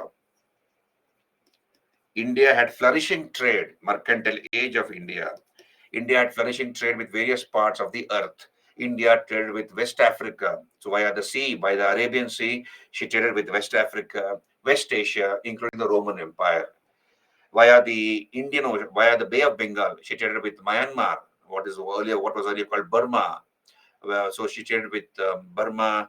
Then she also traded with Southeast Asian countries, Indonesia, Malaya, and also with southern Thailand and China. So India traded with all these countries, and of course with Sri Lanka via the Indian Ocean, with Sri Lanka, Maldives, Lakshadweep, etc. So this was the time when we have the mechanism of the monsoon discovered. Monsoon, as you all know, is a seasonal wind. And you have an Egyptian Greek sailor called Hippolytus. He was the one who um, noticed that in a particular season, the winds are blowing towards India. The winds are blowing towards India. You see, in major parts of South India, we have had a deficit monsoon. So, this is a country which is dependent upon the monsoon. We have always been dependent upon the monsoon. And everything is smooth, everything goes on smoothly if we have timely rains, monsoon rains. But if there is some ups and downs in the occurrence of the monsoon, then it becomes difficult for major parts of this country. So we have a deficit monsoon in major parts of South India, as you know, this part, major part of the country this year. So here, this monsoon mechanism was discovered in 46 AD by an Egyptian Greek sailor called Hippolytus. So he discovered the monsoon mechanism, and once he noticed this, that in a particular season, winds are blowing towards India in a southwesterly direction. Winds are blowing towards India. So during the monsoon season, a lot of foreigners began to come to India. They began to come to India to pick up spices. How did they come? They came by ships. And it was easy to travel in the monsoon season. Why? Because the winds are blowing towards India. They just have to adjust the sails of their ships, the cloth, not sails of their ships. The wind gets trapped in those sails and it will push the ship. And they just have to maneuver and come to India. And why did they come to India? Came to India for spices. They came to India for spices and cotton textiles. So there was a lot of demand for spices and cotton textiles from India. And India had a flourishing trade during this period. India traded with China. India traded with Southeast Asian countries, Roman Empire, Africa, so West Africa. So India had a flourishing trade with all these countries during this period. And Indians used to export more than import. So more gold was flowing into India, more bullion. Bullion means gold and silver coins.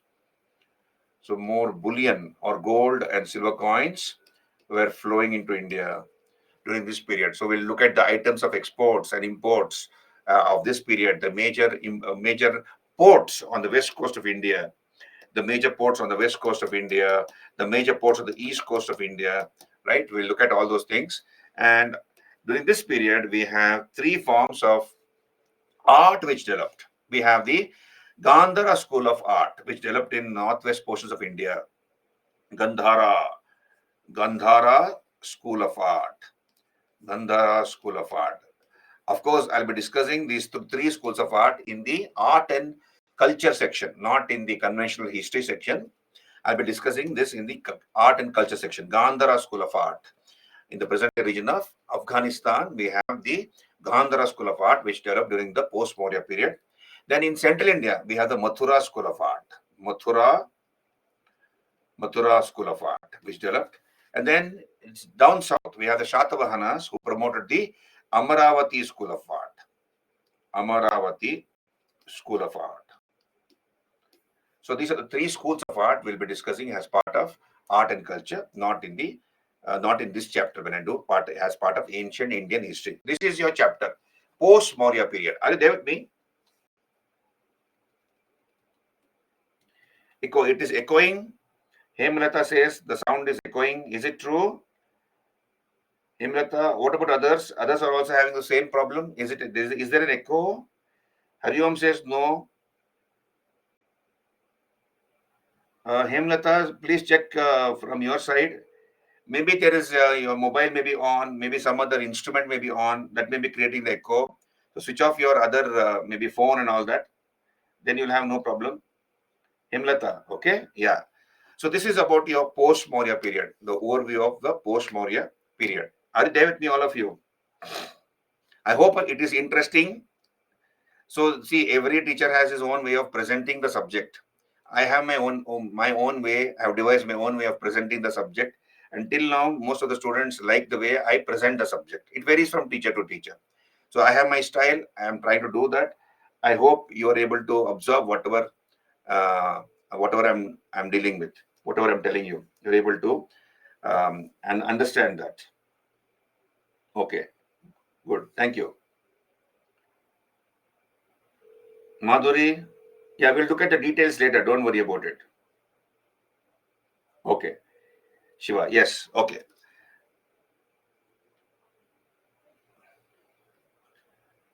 We'll go for a small 5 minutes break. We'll just go for a 5 minutes break and come back. Just 5 minutes break. Okay, 5 minutes break and we'll come back. 5 minutes break.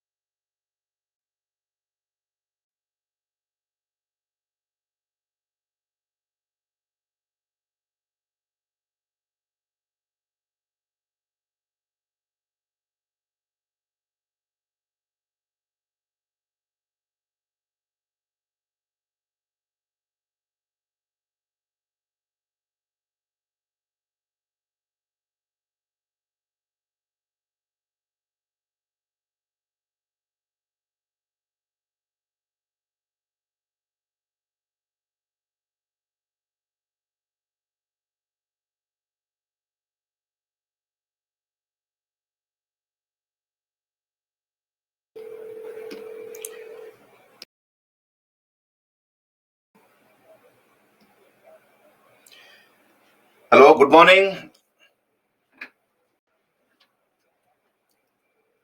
Can we continue? Am I audible and visible? Not visible?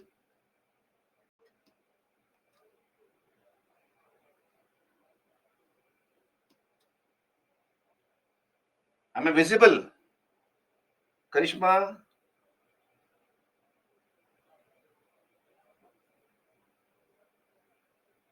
Audible and visible? All of you? Okay. Great. Apurva says yes. Everybody say yes except Karishma. Audible and visible. So let us continue. I have discussed the pre-Maurya period. Now you can see here on your screen, we have discussed all these things till now. In brief, Stone Age, Indus civilization, Vedic period, pre-Maurya period, Mahajanapadas and the rise of Magadha, Persian and Greek invasions and their impact. Then Mauryan Empire, post-Mauryan Empire. Right? Now let us come to Gupta period. Gupta period. Now, what do you know about the Gupta period? Guptas. Gupta period. Anybody? Anything about the Gupta period you know? So Guptas ruled from 275 to approximately 550 AD. This is the Gupta period, 275 to 550 AD. Now, on the ruins of the Kushanas, please understand, on the ruins of the Kushanas, we have the Guptas coming to power. And they brought most of North India under their control. So we have a lot of sources for the study of the Guptas. We have literary sources. We have archaeological sources. And among archaeological sources, the most important are the inscriptions. And inscriptions are of two kinds. One is prashasti. Prashasti means eulogy. Eulogy. What's a eulogy? Eulogy is only praising a king. It only praises the king. That's called a prashasti. For example, Allahabad Prashasti of Samudragupta, Iran Prashasti of Samudragupta, Aihole Prashasti of Pulakeshi, composed by Ravi Kirti. So these are all in the nature of prashastis. And then we have land charters, Dana Shasanas. Dana Shasanas. We'll come talk about it. Land charters. What are land charters, etc. We'll talk about it later. So we have a lot of information for the study of the Guptas. We have literary sources, we have archaeological sources, we have coins, also numismatic sources are there, coins. And of course, we have Fahian, the description given by the first Chinese traveler to come to India, Fahian. So we have a lot of information for the study of the Guptas. So we'll be discussing the political history of the Guptas, political history, who was the founder. First important king was Chandragupta the first. Then greatest of the Gupta kings, Samudragupta, who is supposed to have conquered the whole of India, Samudragupta. Then Chandragupta the second, Vikramaditya. Chandragupta the second, Vikramaditya, second greatest of the Guptas. Kumaragupta, who founded the Nalanda University. Kumaragupta, who founded the Nalanda University. Skandagupta, who was considered to be the last of the Guptas. Last great Gupta was Skandagupta. And after Skandagupta, we have weak successors. After Skandagupta, we have weak rulers. We have the Hunas. We have a Central Asian tribe called the Huns or the Hunas. They began to attack the Gupta Empire. From the time of Kumaragupta, these attacks began. But after Skandagupta, we have weak successors. They were not able to stop the inroads of these Hunas or Huns. So the repeated attacks of the Huns, the assertion of power by the feudatories, and the decline of foreign trade, all these things undermined the Guptas. It brought an end to the Gupta rule. So Gupta period is sometimes called the Golden Age. So we will discuss this. Can it really be called as the Golden Age? Is there something called a Golden Age in our history? Can Gupta period be called as a Golden Age? We'll discuss that. And then what we notice is during the Gupta period, we have remarkable progress in some areas, like for example, literature. So we have a remarkable development in literature, particularly Sanskrit literature. You can call the Gupta period as the golden age of Sanskrit literature. We have tremendous development in the field of religion, okay, art and architecture, okay, and then science and technology. So in these areas, we have great progress, science and technology, art. We have the Sarnath School of Buddhist art. The Ajanta belongs to the Gupta period. Many of the caves at Ajanta in the Aurangabad district of Maharashtra belong to the Gupta period. Um, then, of course, we have developments in religion and literature. Mahayana Buddhism spread from India to China during the Gupta period, and from China, Buddhism spread rapidly to the Far East via Vietnam, and then going on to Japan and Korea. So that's another thing. Then we have Hinduism, major sects in Hinduism. All the sects either joined Vaishnavism or Shaivism. So we have two major sects within Hinduism during the Gupta period, Vaishnavism and Shaivism, which were born, of course. Then, um, um, and of course, the golden age of Sanskrit literature. We have great scholars like Kalidasa. So this was a period of Kalidas, right? Kalidasa, Betarabhatta, Shenku, Gatakarpaka, Kshipanaka, etc. People like Aryabhatta, Varahamihira, Brahmagupta functioned in the Gupta period. We have the Gupta period known for metallurgy. The best quality iron belongs to the Gupta period, including copper. So best quality iron belongs to the Gupta period. At Delhi, at a place called Mehroli in Delhi, we have an iron pillar. Right, even now, after more than 1,600 years, we don't see any trace of rust on it. This is supposed to belong to the Gupta period. And the best quality copper also belongs to the Gupta period. So we'll talk about the Guptas, right? In detail, we'll discuss about the Gupta period. And we have three forms of temple architecture. Look here on your screen. So this is, if I don't draw India like this. Okay, so imagine this is India. So we have North Indian style of temple building called Nagara style. North Indian style of temple building is called Nagara style. South Indian style of temple building is called Dravida style. Dravida. And a combination of North Indian Nagara and South Indian Dravida is called Vesara style. Vesara, mule style, which combines the elements of Nagara and Dravida. So three forms of temple building came into existence during the Gupta period. So we will discuss. So these three forms of temple will be discussed as part of art and architecture. I'll not be discussing as part of conventional ancient Indian history. So Nagara, Dravida, Vesara styles of temple building came into existence during the Gupta period. Right. So all this is about the Gupta period. We'll discuss about that in detail. Yeah. Hari Om, yes.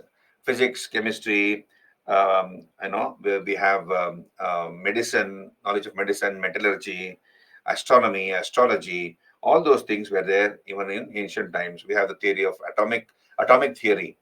All those things are there, right? So we'll discuss about that Gupta period. Then Buddhism and Jainism, religion and philosophy. As part of religion and philosophy topic, I'll be discussing Buddhism and Jainism as part of art and culture section, Kola. Right. This is about Gupta period. Then we come to post Gupta period, the last chapter on your in your syllabus of ancient Indian history, the post Gupta period. So look here on your screen, post Gupta period. Post Gupta period. Post Gupta period. So roughly 550 to 750 AD. So we have various officers under the Guptas. Once the Gupta Empire became weak, the later Gupta kings, as I told you, were not able to withstand the onslaught of the Hunas, Central Asian Huns. So the repeated attacks of the Hunas, the assertion of independence by the feudatories, and of course the decline of foreign trade, all these things undermined the Gupta Empire. And we have the officers, the feudatories under the Guptas, who began to assert their independence. So who are the important successors of the Guptas? For example, we have the Vardhanas or the Pushyabhutis. So we'll be discussing about the Vardhanas or the Pushyabhutis. These are the important successors of the Guptas. The Chandras of Bengal, the later Guptas of Malwa. Okay, later Guptas who ruled from Magadha region with Patliputra as capital. The Hunas also ruled over parts of India. Then we have the the Gaudas, Gauda Desha, Bengal, Gaudas, Gauda Desha ruled by with Pragjotishpur has their capital in Assam, Pragjotishpur, right? Then of course we have the Mokharis who ruled from Kannauj as their capital. So these are pretty much the indigenous successors of the Guptas. In North and Central India, Gupta Empire got divided amongst various feudatories, Samantas. They were all working under the Gupta kings, these feudatories or nobles. Once the Gupta Empire became weak, they proclaimed themselves independent and established small kingdoms in North and Central India. Among the successors of the Guptas, the most important are the Vardhanas or the Pushyabhutis, who ruled from Sthaneshwar in Haryana. So Sthaneshwar in Haryana becomes their main, that was their main capital, the Sthaneshwar in Haryana. And the greatest of the Pushyabhuti kings was Harshavardhana. Harshavardhana. So we will be talking Harshavardhan. So we'll be talking about Harshavardhana, how he comes to power, the contributions of Harsha. Harsha is called the last great emperor of ancient India. And during his period, we have a Chinese traveler called Hyun Song or Hyun Chuang who comes into India. So the first Chinese traveler was Fahian. After Fahian, we have Hyun Song who came into the country. And what is the information given by Hyun Song? He talks about Harshavardhana. He traveled extensively, Hyun Sang. He stayed in India for about 15 years, 14, 15 years. He also visited South India. So we'll talk about Harsha, his contributions. And because of the influence of Hyun Sang, Harshavardhana converted himself from Shaivism to Buddhism. Harsha was a Shiva worshipper earlier. Because of Hyun Sang's influence, he became a Buddhist. He converted himself to Mahayana Buddhism. So we'll discuss everything about Harshavardhana. He was a great king, not only a great warrior, but also a scholarly king. Then, of course, we discuss about the Pallava Chalukya conflict. Okay.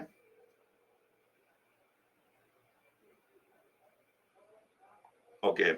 So we'll come back here. So here you can see. So sorry for that. Just hold on.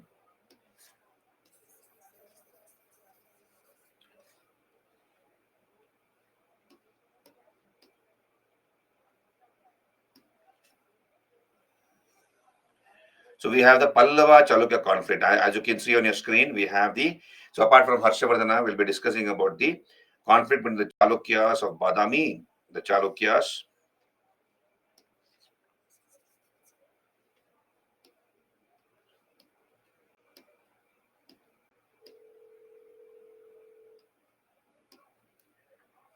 The Chalukyas and the Pallavas of Kanchipuram. You see, these are the Pallavas. These are the Pallavas who ruled from Kanchipuram in Tamil Nadu as their capital. And these are the Chalukyas of Badami. Chalukyas ruled from Badami or Vatapi in the Bagalkot district of Karnataka. Now, these two kingdoms kept on fighting against each other. You can see on your screen. So this is the area where they fought, over which they fought rather. We have the Krishna Tungabhadra basin, the KT basin, also called the Raichur Doab. The Raichur Doab. So we need to understand what was the reason for their fight. The Chalukyas were a plateau kingdom. Please understand, they were a plateau kingdom. They ruled over present parts of North Karnataka. If you look at North Karnataka, you have areas like Bagalkot, Bijapur, Bidar, right, Gulbarga. These are all areas which are not very heavy rainfall areas. This is a semi-arid zone. And what are the type of crops grown here? Dry crops like ragi, bajra, jowar, etc. And the main source of income for a king in ancient and medieval times was land revenue. So the amount of land revenue coming to the Chalukyan king was meager, very, very less. Why? Because of the geography of that area. They were only growing one crop, maximum one crop, here and there, maybe two crops, but they grew mostly dry crops. So the amount of income coming to the Chalukyan king was limited. So they are called a plateau kingdom, and they were also landlocked. They did not have access to the ocean, the Chalukyas of Badami. Badami in the Bagalkot district of Karnataka. Badami was their capital, also called Vatapi, Chalukyas of Badami, which is now in the Bagalkot district of Karnataka.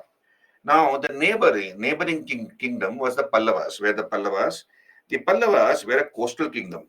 They were a coastal kingdom. they had access to the oceans, that is, they had access to the Bay of Bengal, where through which a lot of trade took place, and there were fertile deltas in the Pallavan kingdom.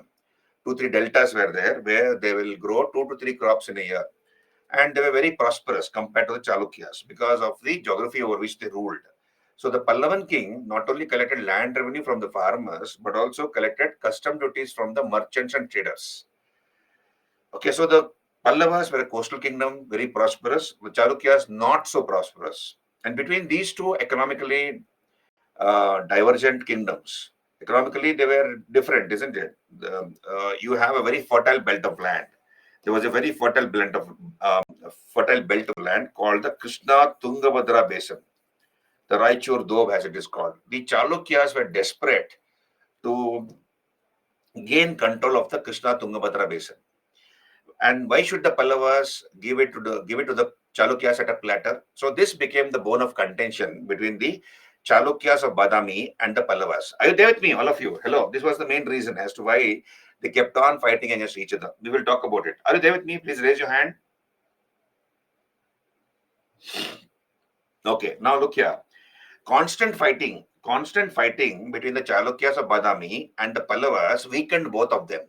As you can all understand, war entails loss of men and material resources. You lose not only economic resources, vital economic resources, you also lose a lot of people in wars. So it weakened both of them, right? So here, Hariom, I'm saying the Krishna Tungabhadra basin, that is the Raichur Doab, the fertile belt of land between the Krishna and the Tungabhadra, became the bone of contention between the Chalukyas of Badami and the Pallavas of Kanchipuram. The Chalukyas, having a limited income, were desperate to gain control over the Krishna Tungabhadra basin. And the Pallavas did not want to give it away to them at a platter. They also wanted to keep more of the Krishna Tungabhadra basin for themselves. So this became the bone of contention. Constant fighting between these two led to weakening of both these kingdoms. So Chalukyas became weak as well as the Pallavas became weak. So what happened now? On your screen, you can see the Chalukyas were succeeded by the Rashtrakutas. So Rashtrakutas succeeded the Chalukyas, and the Pallavas became weak, and they were succeeded by the Cholas. So the Rashtrakutas and Cholas also fought over this area. So we will be discussing Rashtrakutas and Cholas in early medieval India. When I come to early medieval India, I'll be talking about Rashtrakuta Chola conflict. So here, please remember this. This was the main reason. Economics was the main reason. Control over the Krishna Tungabhadra basin, right? So Rashtrakutas and Cholas fought against each other, and they also became weak. In course of time, they also became weak. So the Rashtrakutas were succeeded by the Kalyana Chalukyas. You have the Kalyani Chalukyas. They ruled from Basava Kalyan. In the modern Bidar district of Karnataka. So you have an area called Kalyani, or it is identified with Basava Kalyan in the modern Bidar district of Karnataka. That was their capital, the Kalyana Chalukyas. They were under the Rashtrakutas as their feudatories. So once the Rashtrakuta kingdom became weak, the Kalyana Chalukyas also fought over this area against the Cholas. And finally, we have the Cholas becoming weak, and they were succeeded by the Pandyas. Right? And then the Kalyana Chalukya kingdom got divided into 3 parts. You can see here, we have the Kalyana Chalukya kingdom getting divided into 3 parts once the Kalyana Chalukya kingdom became weak. We have who are the 3 successors of the Kalyana Chalukya kingdom? We have the Yadavas of Devagiri. They are also called the Seonas. They ruled from Devagiri as their capital, Devagiri in Maharashtra. Then we have, of course, the Hoysalas. Hoysalas ruled from Belur and Halebid as their capital, and the Kakatiyas. Kakatiyas ruled from Varangal. So the Kalyana Chalukya kingdom got divided into the Yadavas of Devagiri, the Hoysalas of Dwarasamudra or Halebedu, and of course the Kakatiyas of Oragallu or Varangal. And then we have the Pandyas who succeeded the Cholas. And these dynasties, the Yadavas, the Hoysalas, and the Kakatiyas, as well as the Pandyas, were weakened severely when you have Malik Kafur who attacked South India. Alauddin Khalji, we will do Delhi Sultanate as part of medieval India. So there was this king called Alauddin Khalji, greatest of the Delhi Sultans. So sometime back we had this movie called Padmavat, right, where Alauddin Khalji is smitten by the beauty of Rani Padmavati. So we will discuss about this topic when we do Delhi Sultanate. There's no truth in that story, though. The Padmavat story, there's no truth in that. Historically, it is not true, not accepted by historians, because Padmavat was written during the Mughal period, about more than 200 years after the attack on Chittor was done by Alauddin Khalji. It's an imaginary story. Anyway, we will discuss that in detail later when we come there. So this Alauddin Khalji sent his general called Malik Kafur to conquer South India. And Malik Kafur came, and he was the one who defeated the Yadavas. He weakened them severely. He also defeated the Hoysalas. So the Hoysala kingdom lost its vitality. The Kakatiyas were also defeated by Malik Kafur. And similarly, the Pandyas also became weak after the attack of Malik Kafur. So this is about your ancient Indian history overview. Right? Are you there with me? This is ancient India. We'll be discussing all these things. And of course, Rashtrakuta, Cholas, Kalyana Chalukyas, Pandyas, those are all part topics of early medieval India. When I come to early medieval India, I'll be discussing that. But understand the flow of history. This is your overview of ancient Indian history.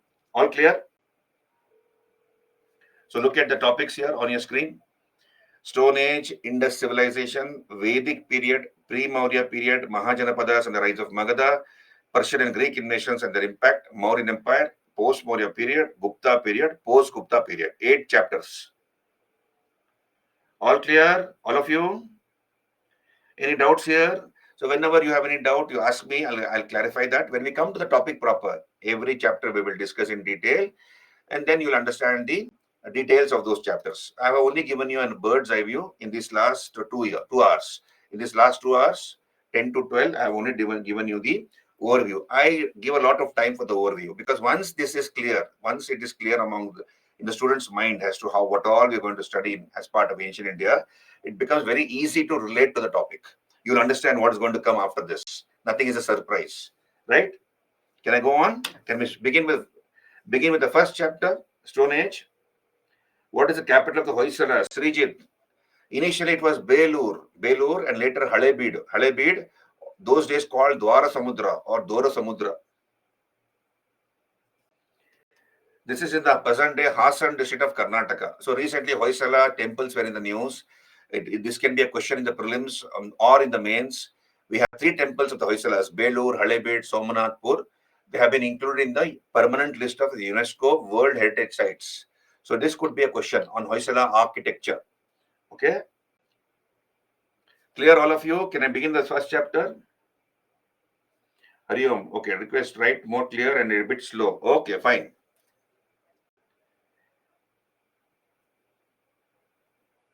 Clear? Can I begin the first chapter? So let us begin the first chapter, Stone Age.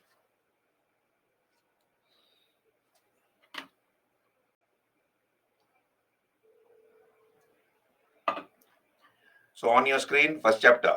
So I have given you an overview till now. What are the books to read? On your screen, you can see either read R.S. Sharma. My suggestion is read R.S. Sharma thoroughly. R.S. Sharma thoroughly you read. And then if you have the time, you can read Poonam Dalal Dahiya for selective topics. Poonam Dalal Dahiya is more in the form of notes. The one book covers both ancient and medieval. So nothing wrong in reading Poonam's book, but then R.S. Sharma is very, very good also. So if you've already read R.S. Sharma, then you can read Poonam's book as a revision. Right? One book is enough. Read either of those books. One book is enough. Don't try to read both. First, you read one, and you can read selective topics if you feel that you're required to know more about a particular topic. Right? So that's my suggestion. Yeah, please read R.S. Sharma. Please read R.S. Sharma. Go ahead and read. R.S. Sharma is a very, very good book. And selected topics you can read from Poonam's book if you feel you have the time and you feel like reading. Otherwise, don't bother. Okay, now let us begin with the first chapter, Prehistoric Cultures or Stone Age. Seonas, Yadavas are also called Seonas here. We'll come to that, don't worry. Seonas. Yadavas are also called Seonas.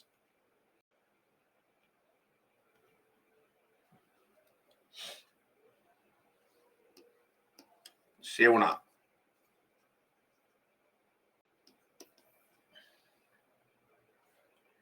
Right. Now let's come back here. Prehistoric cultures or Stone Age. Yeah, Senas are different. Puja Sena succeeded the Palas. Sevanas are different. Sevana, not Sevana, Sevana. Don't bother about it. Now focus on the topic at hand. Whatever is there in the front of your screen, please focus on that. Then we'll come back here.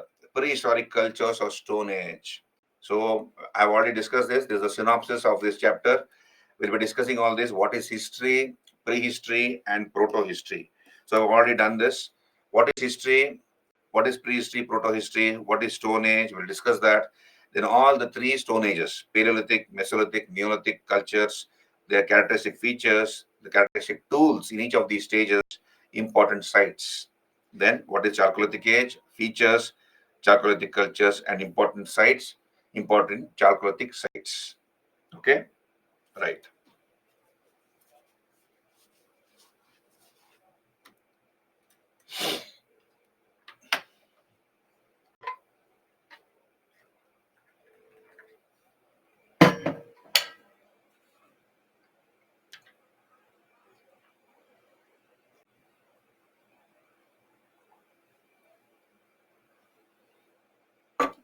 So let us talk about the Stone Age chapter, the first chapter.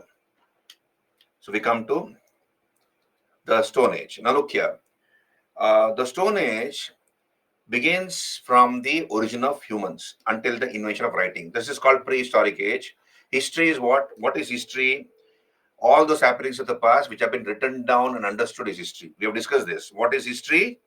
All those happenings of the past. What is history? All those happenings of the past which have been written down and understood. This is important. And written down and understood. So we are able to read and understand whatever has been written. That is history. That comes under the category of history. So all those happenings of the past which have been written down and understood is history. What is prehistory? We do not have any written records for this part of history. We rely entirely on archaeology.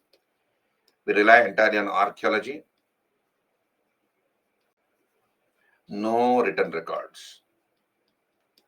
No written records are available.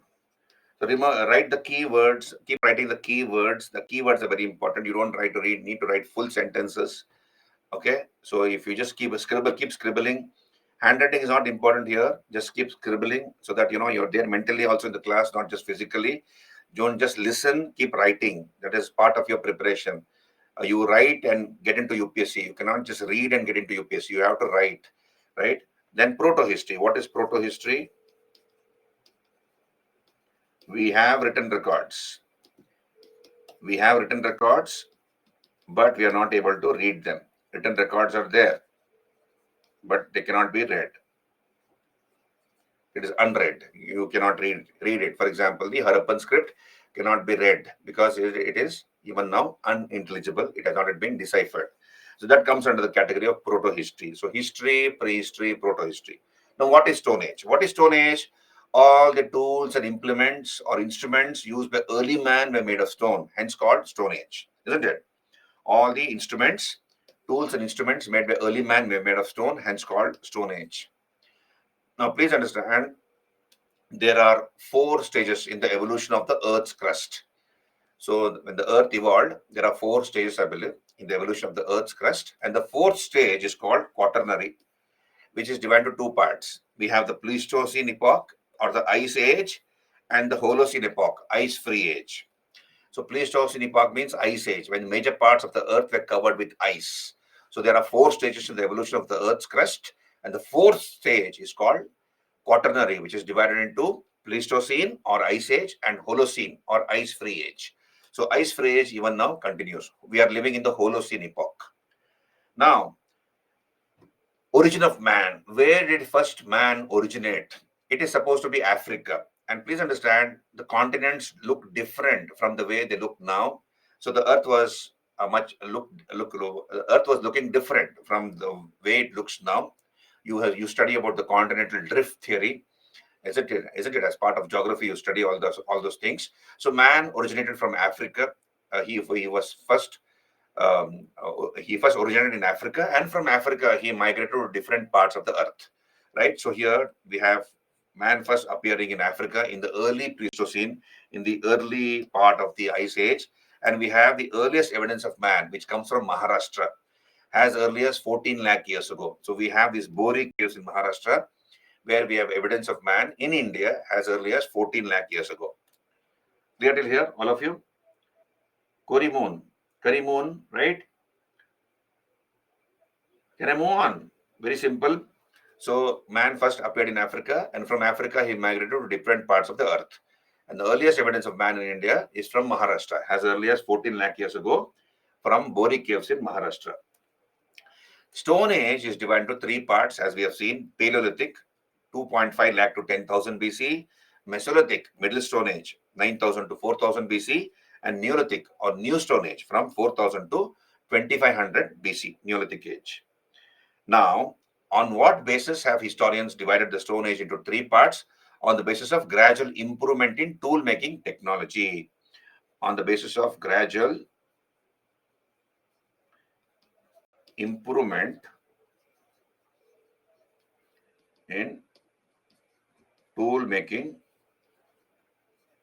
technology,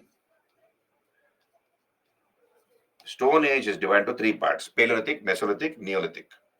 Paleo means old, lithic is stone. So paleo is old, lithic is stone, therefore old Stone Age.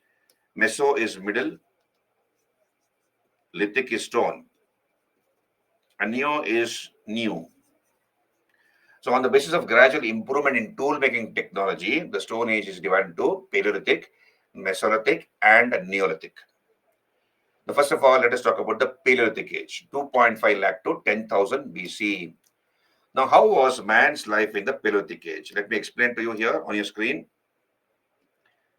So, how was Paleolithic age? So, how was man's life in the Paleolithic age or the Old Stone Age? First of all, you need to understand that the Paleolithic man lived when you have the Pleistocene epoch going on.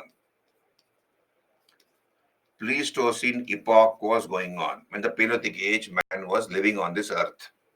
So, um, the Paleolithic age is contemporaneous. In other words, the Paleolithic age is contemporaneous with the Pleistocene epoch. Major parts of the earth were covered with ice. And that was also the time when the Paleolithic man was living on this earth. That is number one. Number two is that Paleolithic man basically was a hunter and a gatherer. And the next thing you need to remember is Paleolithic man belonged to a species earlier to the Homo sapiens sapiens. So we are all Homo sapiens sapiens. So look here, we are all Homo sapien sapien. What is the meaning of Homo sapien sapien? Modern man. What is the meaning of modern man? Thinking man. Our brains are much more advanced. Thinking man. Our brains are much more advanced when compared to that of our ancestors. So we are all Homo sapiens sapiens. But the Paleolithic man belonged to a species prior to the Homo sapiens sapiens. He belonged to a species prior to the Homo sapiens sapiens. For example, we have the Ramapithecus, Neanderthal man, Neanderthal man. These are examples of Paleolithic man. He belonged to a species prior to the Homo sapiens sapien. So when did the Homo sapiens sapien originate on this earth? Then towards the end of the Paleolithic age. Towards the end of the Paleolithic age, when the Paleolithic age was ending and the Mesolithic age was about to begin, that is a time when historians tell us that the modern man or Homo sapiens sapien evolved on this earth. So we have fossils. We have fossils of Ramapithecus found in the Shivalik region. In the Shivalik Himalayas, we have found this Ramapithecus, the fossils of Ramapithecus, and Neanderthal man. The fossils of Neanderthal man have been found in the Narmada region. So he belonged to a species prior to the Homo sapien sapien. Now, how was man, a Paleolithic man like? He was basically a hunter and a gatherer. He was basically a hunter and a gatherer. He was basically a hunter and a gatherer. He would hunt wild animals and gather fruits, tubers, roots, berries, and eat them up. So he was basically a hunter and a gatherer. And depending upon the availability of food and water, he would go from one place to another place. He would travel from one place to another place. For example, in the summer season, he would be in one place, and in the winter season, he would be in another place. So, depending upon the availability of food and water, he would go from one place to another place. So, he was basically a hunter and a gatherer. Now, how was he living? He generally lived in natural caves. Paleolithic man lived in natural caves very near to the bank of a river, on the banks of rivers. Why did he live in natural caves, that too on the bank of a river? Because he required water for his sustenance. You have water in the river, so he'll require water for his sustenance. And also he requires tools. He requires stones to make tools and implements. And stones were readily available on the banks of the rivers. Right? So he lived in natural caves very near to a river because he required water for his sustenance and he required stones to make tools and implements. And when wild animals come to drink water, there is a chance of a more successful hunt. The percentage of a successful hunt is more if he is living close to a river, right? So that is the reason why he used to live in natural caves very close to a river. During this period, that is during the Paleolithic period, he knew how to kindle fire. He knew how to make fire. But please understand, fire was only used to keep himself warm and protect himself from wild animals. In other words, he never cooked food on fire. Never, he never cooked food on fire. He kept himself warm with the help of fire, and he used to use fire to protect himself from wild animals. He never cooked food on fire. In other words, he ate only raw. Now, in India, most of the tools and implements, or most of the tools and instruments used by Paleolithic man were made of have been made of a particular type of stone called quartzite. You have the quartz watch. So all of us wear quartz watch, most of us. So the type of stone used in that watch is quartz. So most of the tools and instruments used by Paleolithic man is made of quartz. Therefore, Paleolithic man is also called quartzite man. He is also called quartzite man for that reason, because most of the tools and instruments are made of quartz stone, therefore called quartzite man.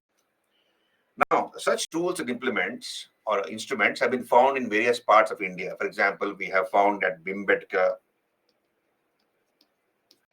Paleolithic tools have been found at Bhimbetka. Where is Bhimbetka? This is near Bhopal in Madhya Pradesh. This is the most important Paleolithic site in India, the Bhimbetka. Then we have found in the Soan Valley in Punjab, Soan Valley in the Punjab, in the Narmada Valley in UP, in Madhya Pradesh, Didwana in Rajasthan, in Kurnool district of Andhra Pradesh, Kurnool district of AP, Andhra, right? Belan Valley in UP. So these are some of the places where we have found caves, and what are the type of tools and instruments were used by Paleolithic man. So archaeologists have given various names to these tools and instruments: hand axes, cleavers, choppers, blades and burins, etc. So I'll show you the pictures. I'll show you the pictures. You'll understand. Paleolithic man might have used tools made of bone and wood. He might have used tools made of bone and wood, but they have not survived. Tools made of bone and wood have not survived.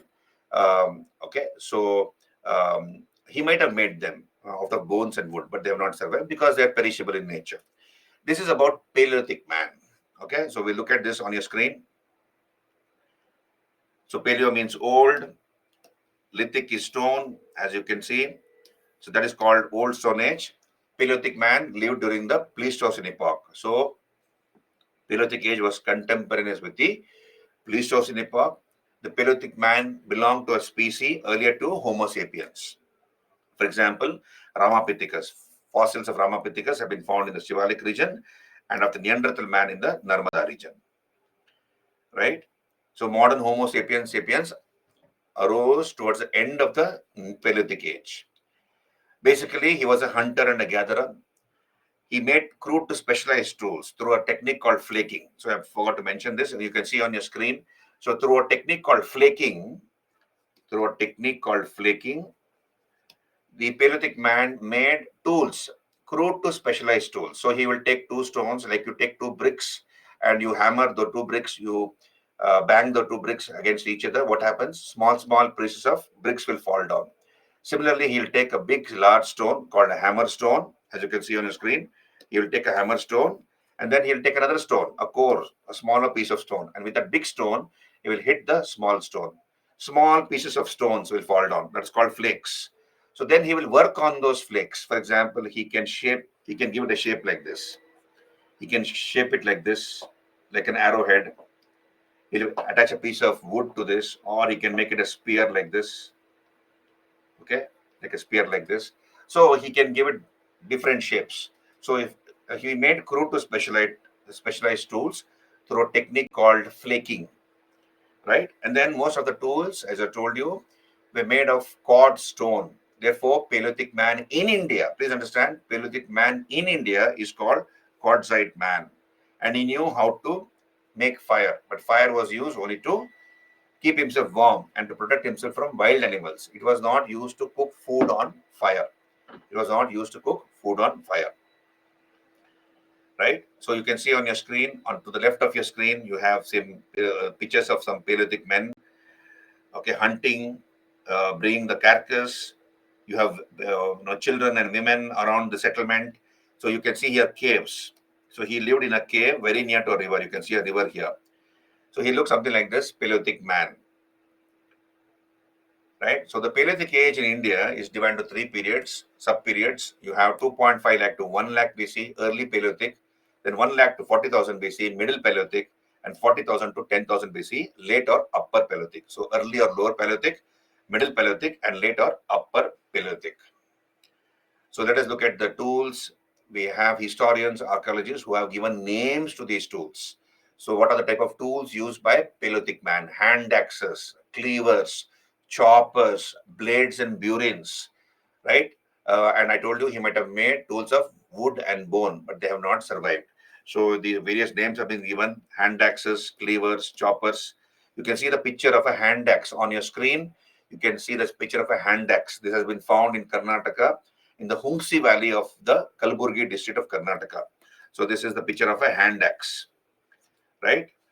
So this has been worked, as you can see. This has been made sharp. It has been worked on by the Paleolithic man. So hand axes, cleavers, choppers, flakes, blades, pointers, blades and borers and scrapers, chips and flakes. These are the various names given by archaeologists regarding the tools of the Paleolithic man. So some more tools are there on your screen. Pictures of some tools. Choppers, lower Paleolithic, use choppers like this. Biface, then middle Paleolithic, knife, scraper, then harpoon to hunt fish, right? Spear thrower, then javelin, needle, perforator to make holes, etc. So these are the various type of tools. So from crude to specialized tools, he used to make tools, Paleolithic man. And where is the first place where Paleolithic tools were found? The first place in India, or first site in India, where Paleolithic tools were found were near Chennai, at a place called Pallavaram. At a place called Pallavaram near Chennai, you can see here, this is Pallavaram. And who was the person who found it? Robert Brucefoot. Robert Brucefoot was the one who found the earliest Paleolithic tools at a site called Pallavaram in 1863. And therefore, Robert Brucefoot is called the father of Indian prehistory. He's called the father of Indian prehistory. We have another place where Paleolithic tools have been found, Attiram Pakkam. Attiram Pakkam. Attiram Pakkam. So if you have trouble in spelling the words, you just divide it into two parts or two or three parts. Attiram Pakkam. So this way you remember better. Attiram Pakkam. Attiram Pakkam. Right? So this is another place where tools have been found apart from Pallavaram. Near Chennai. So what are the other places where we have found Paleolithic tools? Soan Valley in the Punjab, Narmada Valley in Madhya Pradesh, Belen Valley in UP, etc. Didwana in Rajasthan, Karnool in Andhra, Bhimbetka is the most important Paleolithic site. So we have put the distribution of these sites on the map here. Pallavaram, Soan Valley, Belen Valley, etc. This is about Paleolithic period. Are you there with me? This is your Paleolithic period. Pleistocene, Hariom. Pleistocene is Ice Age.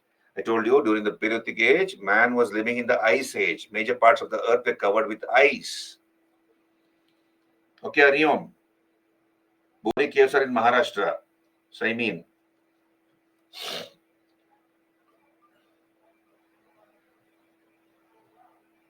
you try to understand history like a story. If you understand history like a story, it becomes very easy to relate to the subject.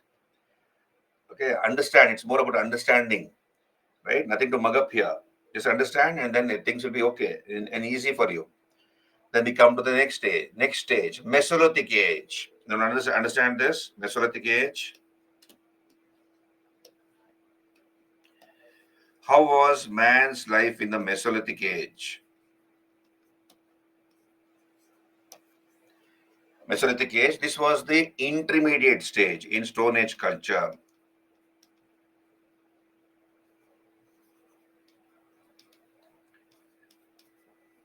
Intermediate stage in Stone Age culture. So this came between the Paleolithic and the Neolithic. Mesolithic age began, it is the intermediate stage between the Paleolithic and the Neolithic, as you all know. So how was man's life in the Mesolithic age? Please understand, how was man's life in the Mesolithic age? So here, by this time, the Holocene epoch had begun. What is the meaning of this? Ice age had come to an end. By the time the Mesolithic age began, Ice age had ended, and the atmosphere on this earth, the environment on this earth was much more warmer.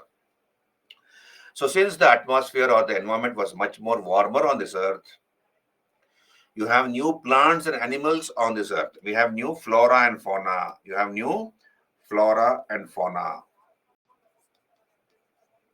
So it was a much more comfortable environment to exist for the early man, for the Mesolithic man on this earth, because it was a warmer climate. You have new plants and animals on this earth. Therefore, he was able to thrive. He was able to live comfortably.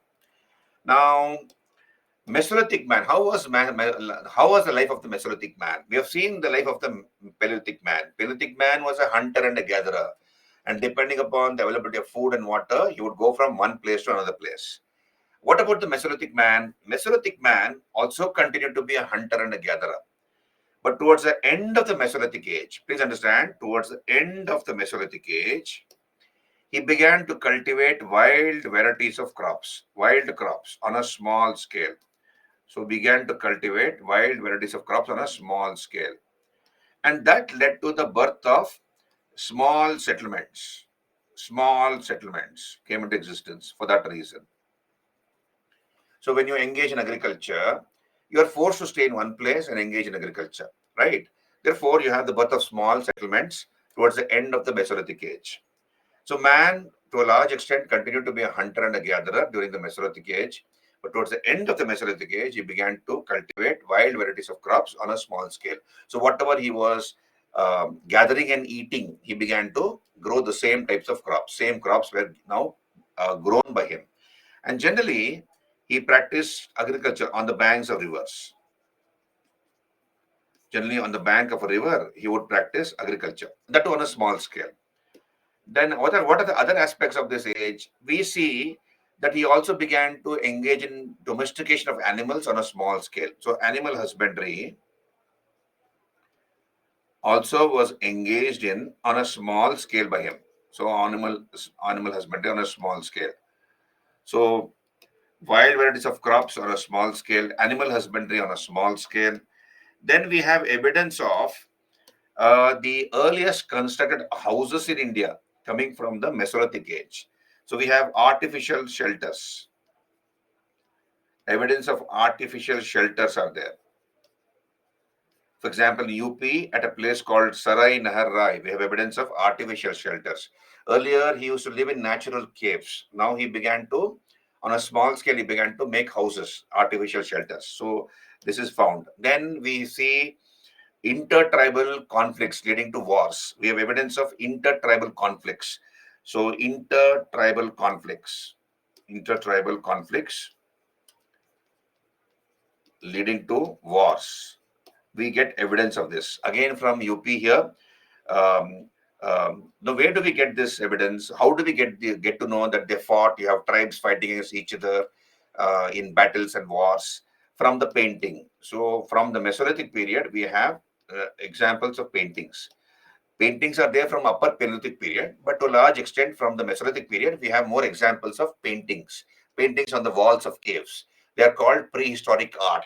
So from the examples of these paintings found in various parts of India, in some of the caves, for example, most of these caves are found in present-day Madhya Pradesh, Chhattisgarh area, Madhya Pradesh, Sarguja, Bihar, in some parts of Bihar, Uttarakhand, Yasutu Guha in Kerala. So some of these caves, we find examples of paintings.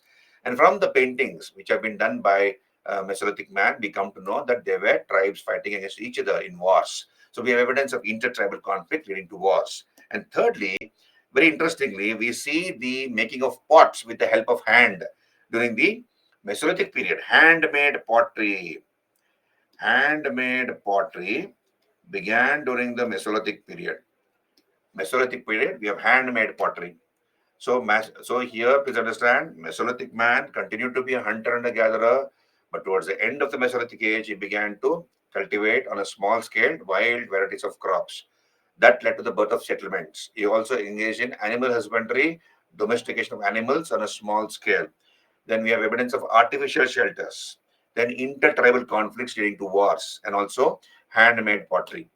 And what is the type of tools he used? So he began to make better tools during this period.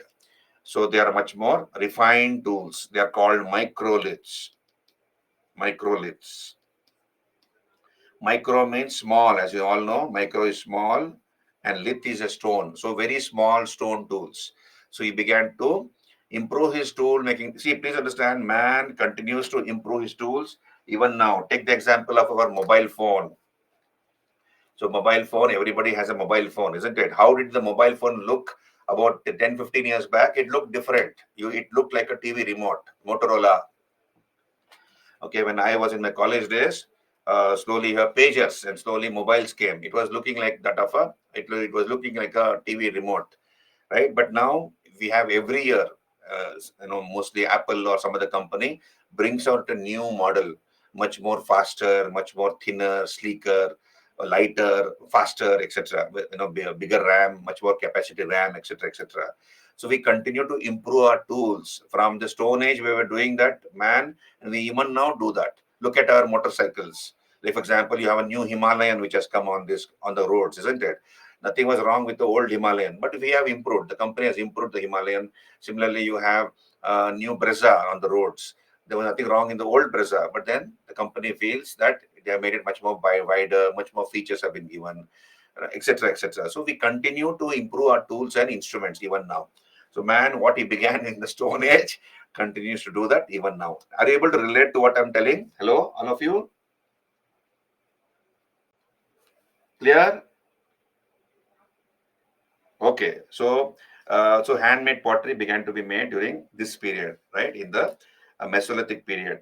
So, and you need to understand where these Mesolithic tools are found, where these Mesolithic tools, and of course, one is microliths, and then we have hand axes. Hand axes also made during this period. But how did the hand axe of the Mesolithic period look? Look here on your screen. So this is a piece of wood, and this is a stone. Okay, this is a stone, and this has been tied up like this. It has been tied up with the skin of an animal. So this dry skin of an animal, the sinews, the nerves and the skin of animals were made into ropes and then tied up. So the stone has been tied up to a piece of wood. So it is a much more effective weapon when compared to the hand axe of the Mesolithic period. So look at the hand axe of the Mesolithic period. See on your screen, this is the hand axe of the Mesolithic period on your screen, right? And how did the hand axe of the Mesolithic, sorry, this is the hand axe of the Paleolithic period, what you see on your screen. So what did the Mesolithic hand axe look like? It looked like something like this, what I have drawn on the screen. This is the hand axe of the Mesolithic period. So it has been tethered, it has been tied to a piece of wood. So this is the Mesolithic age for you. So you can see here, it is the intermediate stage in Stone Age culture. The Pleistocene epoch had come to an end. We have the Holocene epoch beginning, warmer climate on this earth, new flora and fauna, okay, new plants and animals on this earth, right? So you have, what are the characteristic features? Cultivation of wild varieties of crops, giving to birth of small settlements, construction of artificial shelters. Example, Sarai Naharra in UP. So earliest constructed houses in India comes from there. Intertribal conflicts leading to wars. Again, Sarai Naharra in UP. How do we come to know about intertribal conflicts leading to war? From the painting, from the Mesolithic paintings found in the caves. Mesolithic paintings reveal evidence of intertribal conflict leading to wars. Then beginning of pottery, handmade pottery, and beginning of potter's wheel. Now, wheel turned pottery arises in the Neolithic period, not in the Mesolithic period. Then animal domestication on a small scale, both for milk and meat, both for dairy and meat. So domestication of animals on a small scale. Then we have earliest herding. What is herding? Herding of cattle. So you have the cow herd or the shepherd taking the cows and the sheep for grazing in a herd. That's called herding. So evidence of earliest herding comes from Bagor in Rajasthan, then Adhamgarh in Madhya Pradesh. And Bagor is the largest Mesolithic site in India. Largest Mesolithic site in India is Bagor in Rajasthan. Now, what are the tools of the Mesolithic period? Microliths, very small stone tools, and hand axes. As I told you, this hand axe, a piece of stone, was worked upon, and then it was tied to a wood, a piece of wood, like a handle, with the help of ropes made from animal skin. And then, of course, they also use crude stone-tipped wooden spears, borers, and burins. So you can see on your screen, these are the Mesolithic tools used by the Mesolithic man. You can see on your right, to the right and the left of your screen. These are all Mesolithic tools. Fine, small stone tools worked by Mesolithic man. What are the important Mesolithic sites? Bagor in Rajasthan, Adhamgarh in Madhya Pradesh, Bhimbetka continued to be occupied even during the Mesolithic period. So Bhimbetka was occupied from the Paleolithic period. There are 800 caves. There are 800 caves at Bhimbetka, and at least 500 of them have paintings. So this was an important Paleolithic site as well as a Mesolithic site, Bhimbetka. Then Chota Nagpur area in central India. Chota Nagpur area is in present-day Madhya Pradesh, area south of the river Krishna. So we have found Mesolithic sites in all these places. Are you there with me? This is the Mesolithic period. All clear? Can I move on? Microlith, Hariom, very small stone tools. Micro is small, lith is stones. Very small stone tools. Hariom, Hari. Okay. Right. Then let us come to the Neolithic period. All clear? So a few more. At 1 o'clock we can go for lunch. 1 hour lunch break. So hold on. I know many of you may be hungry, but let us try to finish as much as possible till 1 o'clock. Okay. Exactly at 1 o'clock I'll give you a break. Lunch break of 1 hour. So eat your food, take a small nap, and come. And then come to Neolithic period. So you see, you learn to take power naps. Power naps should be. See, after lunch you feel sleepy, isn't it? So power nap, learn to take power naps. Even big, industrialists, business people, bureaucrats take power nap. Politicians also take, but then it should be 20 minutes. It should be a nap of 20 minutes or 40 minutes. If you're too tired, 40 minutes. Otherwise, 20 minutes. That will refresh you. Switch off your phones and put an alarm and go to sleep. Okay, so that you're not disturbed. And 20 minutes deep power nap. Get up and you're so fresh. You can go on. Right? After lunch, you take a power nap. It is good for health also. Japanese make it a point to take power naps. And that speaks about their efficiency. So you're preparing for UPSC. Summer is on our heads. So learn to take power nap and avoid the afternoon sun. Red color energy. Red energy, it will drain you. Don't roam around in the hot afternoon sun. That will make you dehydrated and you'll feel tired. You can't study. So avoid the afternoon sun from 11 o'clock, let us say, 11, depending upon which part of the country you are, 11 to 4, you avoid. At least 5 hours you avoid. You can take an afternoon nap, doesn't matter, 20 minutes to 40 minutes, and you can make it up later in the night. Right? We'll come back here. Mesolithic period. Yeah, great.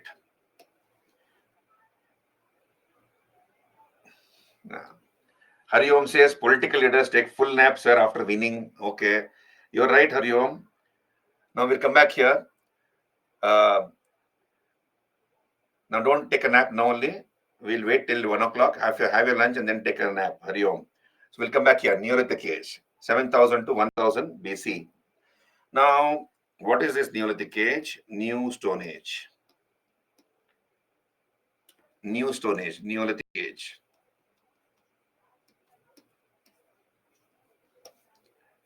Neolithic age, New Stone Age. Now look here, very simple, very interesting this is. What this period, Neolithic age, has been called Neolithic Revolution. It has been called Neolithic Revolution. Now, who called this period as Neolithic Revolution? Gordon Childe, a British historian called Gordon Childe, called this period as Neolithic Revolution. So, what did man do totally different during this period that it revolutionized his life? That it revolutionized his life. What did he do totally different during this period? First of all, please understand. To a large extent, man during the Neolithic period began to take to settled agriculture. So, understand this. He took to settled agriculture.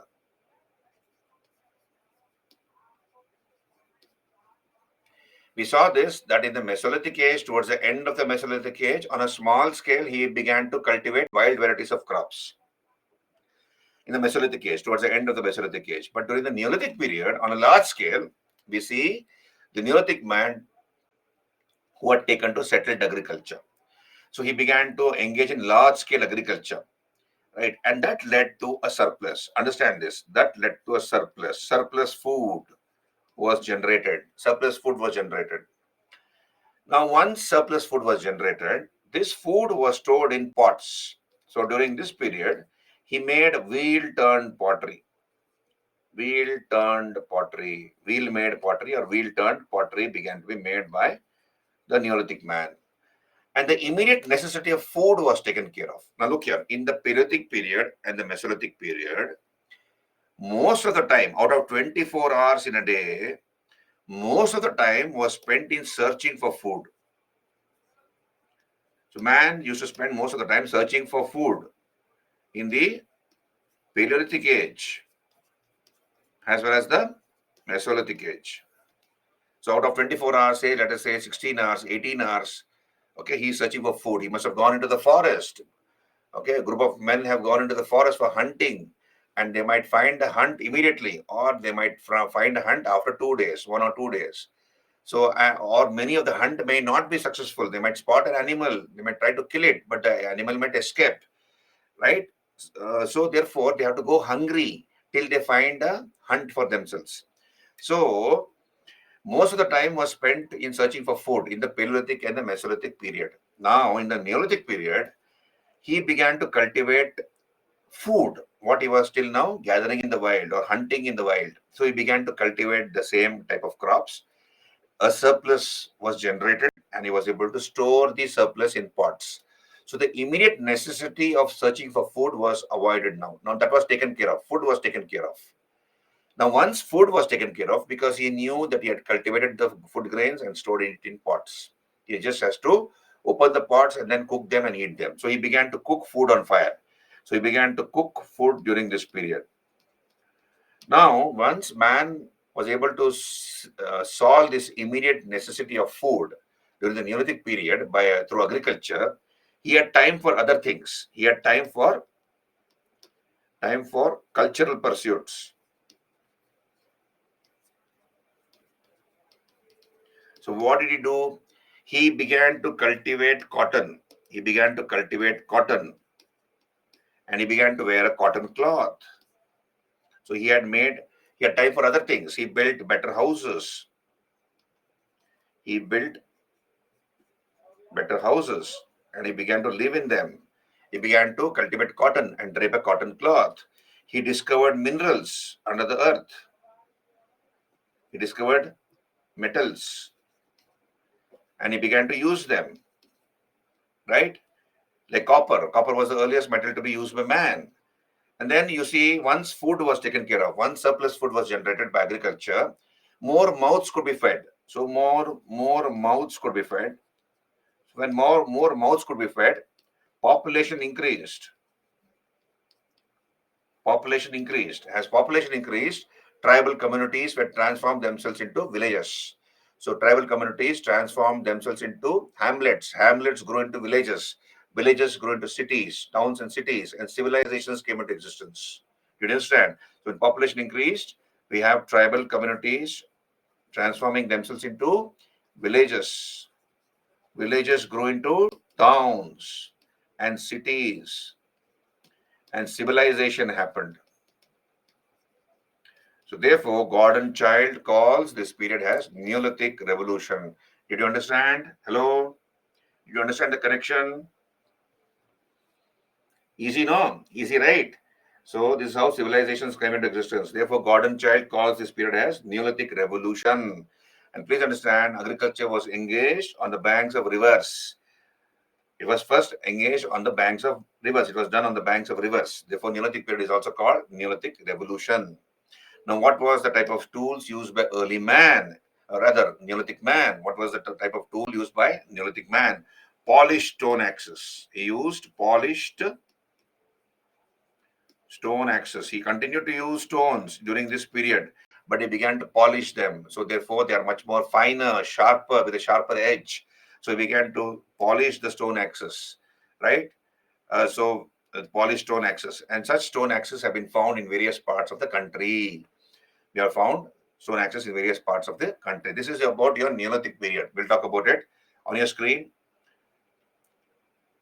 Neolithic age. So the term Neolithic was first used by John Lubbock, Sir John Lubbock. Gordon Child calls this period as Neolithic Revolution. And I told you what is the reason why he calls it as Neolithic Revolution. Settled agriculture began during this period.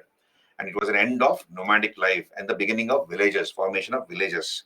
So please understand, Neolithic age was contemporaneous. Neolithic age was contemporaneous with the Mesolithic age, with the Chalcolithic age, and the Indus civilization, which was a Bronze Age. On your screen, look here. The Neolithic age was contemporaneous. That is, it was existing parallelly with the Mesolithic age, the Chalcolithic age, and the Indus civilization. What is the meaning of that? So here, it was not that all parts of India were enjoying Neolithic age, New Stone Age, where people had taken to large-scale settled agriculture. Some people were still technologically backward. On the basis of technology, I'm talking here. Some people were still in the Mesolithic age. That is, they were in the Middle Stone Age. Technologically still backward, Middle Stone Age. Some people were slightly ahead of them in technology. That is the Chalcolithic age, stone, copper age. So some parts of India, we have stones and copper also used along with stone. So they were slightly ahead of the Neolithic people. And some parts of India where the Indus civilization was flourishing, people were in the Bronze Age. Bronze is an alloy of copper and tin. So people of the Harappan civilization had learned allied technology, mixing copper with tin. And when you mix copper and tin, it gives rise to bronze, as you all know. So some people were technologically forward when compared to the Neolithic age, Neolithic people, and some people were still backward technologically. Did you understand? So the Neolithic age was contemporaneous with the Mesolithic age, the Chalcolithic age, and the Indus civilization. Clear? Hello, please raise your hands.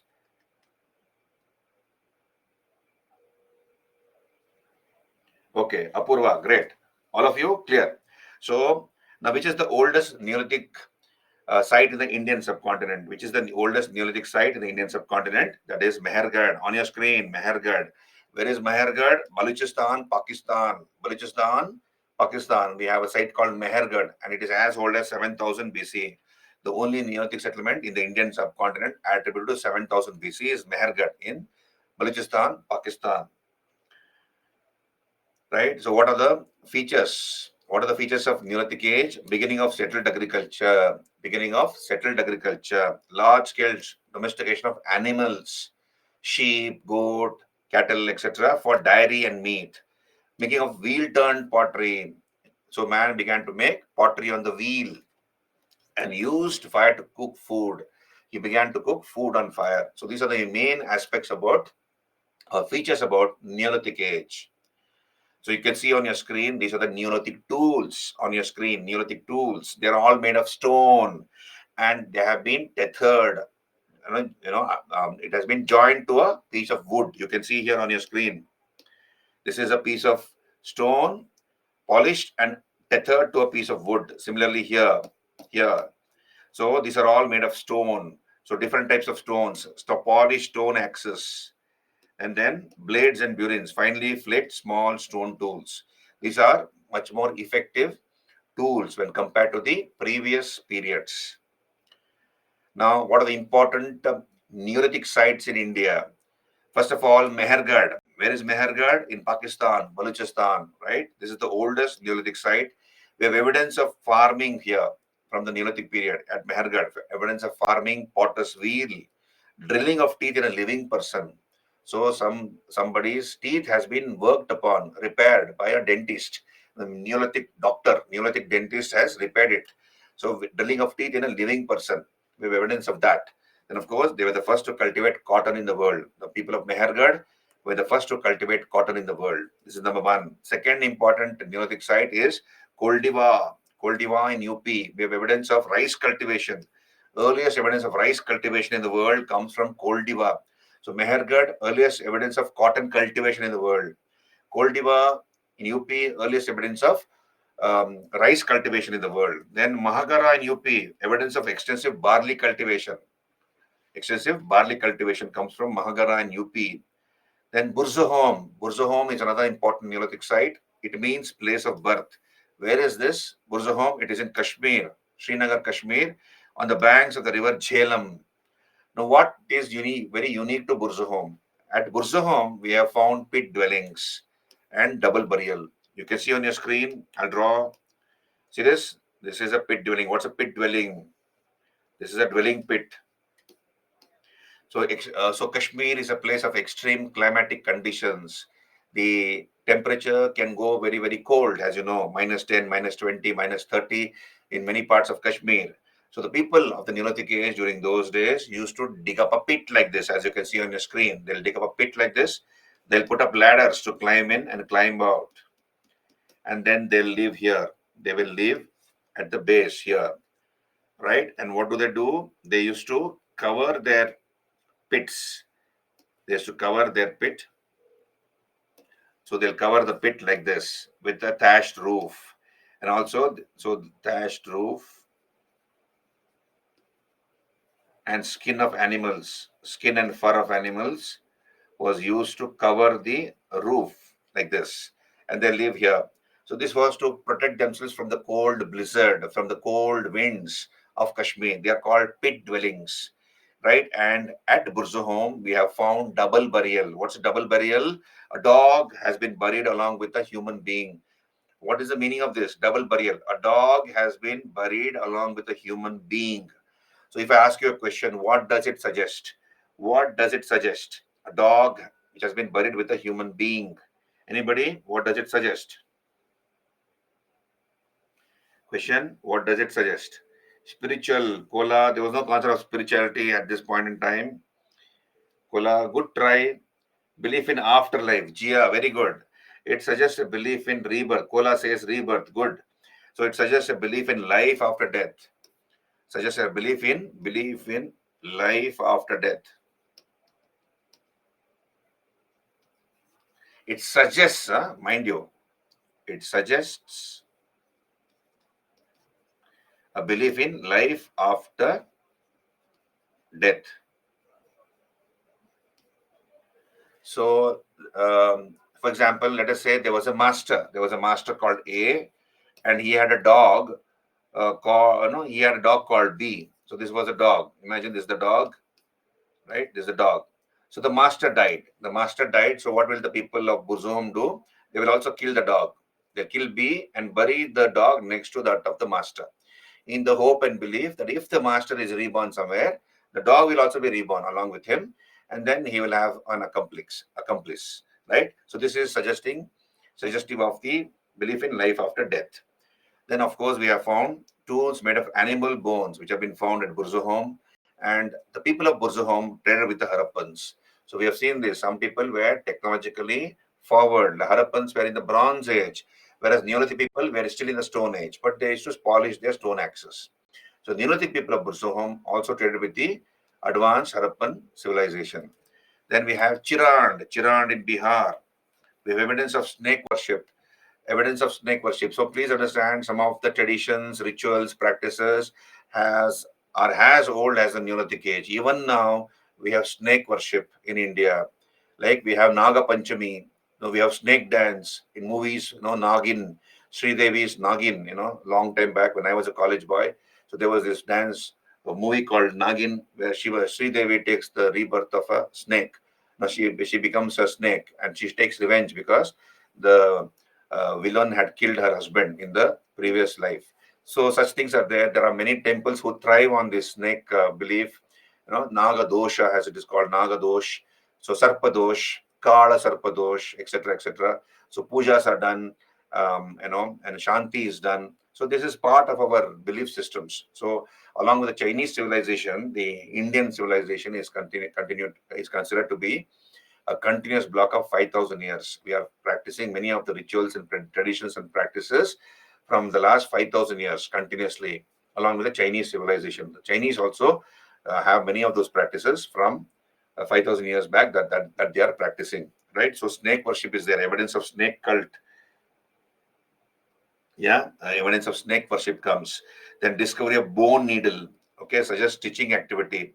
So from Chiran, we have bone needles have been found, which suggests stitching activity. Then South India. So what is the unique aspect about Neolithic age in South India? So Neolithic age began around 2000 BC in South India. We have the evidence of people in South India cultivating ragi and horse gram. So and also cereals. How do we know that they cultivated cereals like rice, wheat, etc.? We have evidence of stone querns, rubbing stone querns. So nowadays we have mixies, but in earlier about 20, 30 years back, in our houses, atta was ground like this, flour was ground like this. Nowadays you have mills. That's a different thing. But even in villages and in many of the towns and cities, people continue to use this type of grinding stones. They're called rubbing stone querns, and that suggests the practice of cultivating cereals in South India. So people cultivated ragi, horse gram. They use stone axes, stone blades, rubbing stone querns, and they also traded with the Harappans. The people of the south traded with the Harappans. Now, what are the important Neolithic sites in South India? We have found, so these are the important Neolithic sites in South India, in Karnataka, Andhra, Telangana, Tamil Nadu. These are the important um, sites. You can see here Maski, Brahmagiri, Piklihal, Tekkalakota, Sanganakallu, Maski, Brahmagiri, Piklihal, Tekkalakota. So people who are from North India might find it difficult to pronounce these letters or these words. Tekkalakota. So up sandhi kijiye, divide the sentence or word into two or three parts, then it becomes easy for you to understand. Tekkalakota, Sanganakallu, Sanganakallu. So these are the important Neolithic sites in Karnataka. Andhra, Nagarjunakonda. So you have the Nagarjuna Sagar Dam now there. The Nagarjunakonda, Pallavoi, Telangana, Utnur, Tamil Nadu, Payampalli, Sendur Malai, not Sindur Malai, this Sendur Malai. So Tamil Nadu. Okay, these are the important Neolithic sites in South India in various states. Then we have in 5 places. So I will go for lunch after this. At 5 places, we have found ash mounds. So these are the 5 places: Piklihal, Utnur, Kupgal, Kodekal, Palawai, Sendur Malai. Piklihal, Utnur, Kupgal, Kodekal, Palawai, and Sendur Malai. We have found ash mounds like this. You can see on your screen ash mounds like this. What is the meaning of this? What does it suggest? How have mounds of ash? What is the meaning of a mound? A raised portion of the earth. A raised portion of the earth is called a mound, isn't it? But this mound is not an ordinary mound, it's an ash mound. So, how have ash mounds come about? This was a question which the historians had to ponder, archaeologists and historians, and they have come to suggest two things. Two reasons could be the possibility for these ash mounds. One is cattle herding. Cattle herding. That is, you see um, people in these areas in the south, and Utnur, Kukkal, Kodekal, Palava, etc., used to take their cattle for grazing. So in the morning, you have the cattle, the cow herd, or will take the cattle for grazing in the meadows, in the green lands, grasslands, and in the evening he'll bring them back. So and he will tie them in a pen. That is, what's a pen? It doesn't have a shed on top. So it's an open area where you have pegs which have been hammered into the earth, and the pegs like this. You have a peg like this hammered into the earth, and the animal has been tethered like this. So there's a cow. Let's say there's a cow. This is the cow. So it has been tied to this peg here. So what will the cow do or the cattle do? They have eaten the whole day grass. They'll give out dung, right? In that place, they'll give out dung. Next day, the cattle are again taken to the grasslands for grazing, and again they are brought back in the evening and they're tied in that place. So over a period of time, dung gets collected. So to dispose of the dung, they have collected the dung in one place, dried dung, and they have set it on fire. So that's how ash mounds have been have formed. That could be one explanation. Another is people of the south in these six areas might have burned patches of the forest in order to clear the forest for agriculture. So like shifting cultivation, right? Jhum or shifting cultivation, where a patch of the forest is set on fire. So once the forest burns down, ashes are collected, okay, and then later agriculture is done in that patch of land which has been cleared. So this is what it suggests. It could either suggest extensive cultivation by clearing forests, or it could suggest cattle herding. So these are the two explanations given by historians. So remember these ash mounds where they have been found. And lastly, we have found Neolithic sites in the northeast, particularly in the Brahmaputra Valley, in the region of Assam. So it's a thick forest. This is a thick forested area, heavy rainfall area, the northeast. So therefore, we have very less Neolithic sites found. And whatever have been found in Assam at these three places: Sarutaru, Markadola, Daujali, Harding. So polished stone axes have been found from these three places: Sarutaru, Markadola, Daujali, Harding in Assam. These are the Neolithic sites in from the northeast. Are you there with me? All of you clear? All of you clear? So I have one more subtopic to do, that is Chalcolithic age. We'll come back after lunch and finish this topic and go to the next chapter. All of you, can we go for a lunch break now? Please raise your hands. So exactly at 2 o'clock we'll meet for lunch. Is it fine? All of you? Hello? Okay, great. So 2 o'clock we meet sharp for lunch. Sorry, after lunch break. So 1 to 2 is the lunch break. So you please go for lunch, have a quick lunch, then you have a nap and come back, right? And keep an alarm when you go for a nap. Okay. So we'll meet at 2 o'clock sharp. Carry on. Any doubts? I'll clear them after we meet in the post lunch session. Thank you.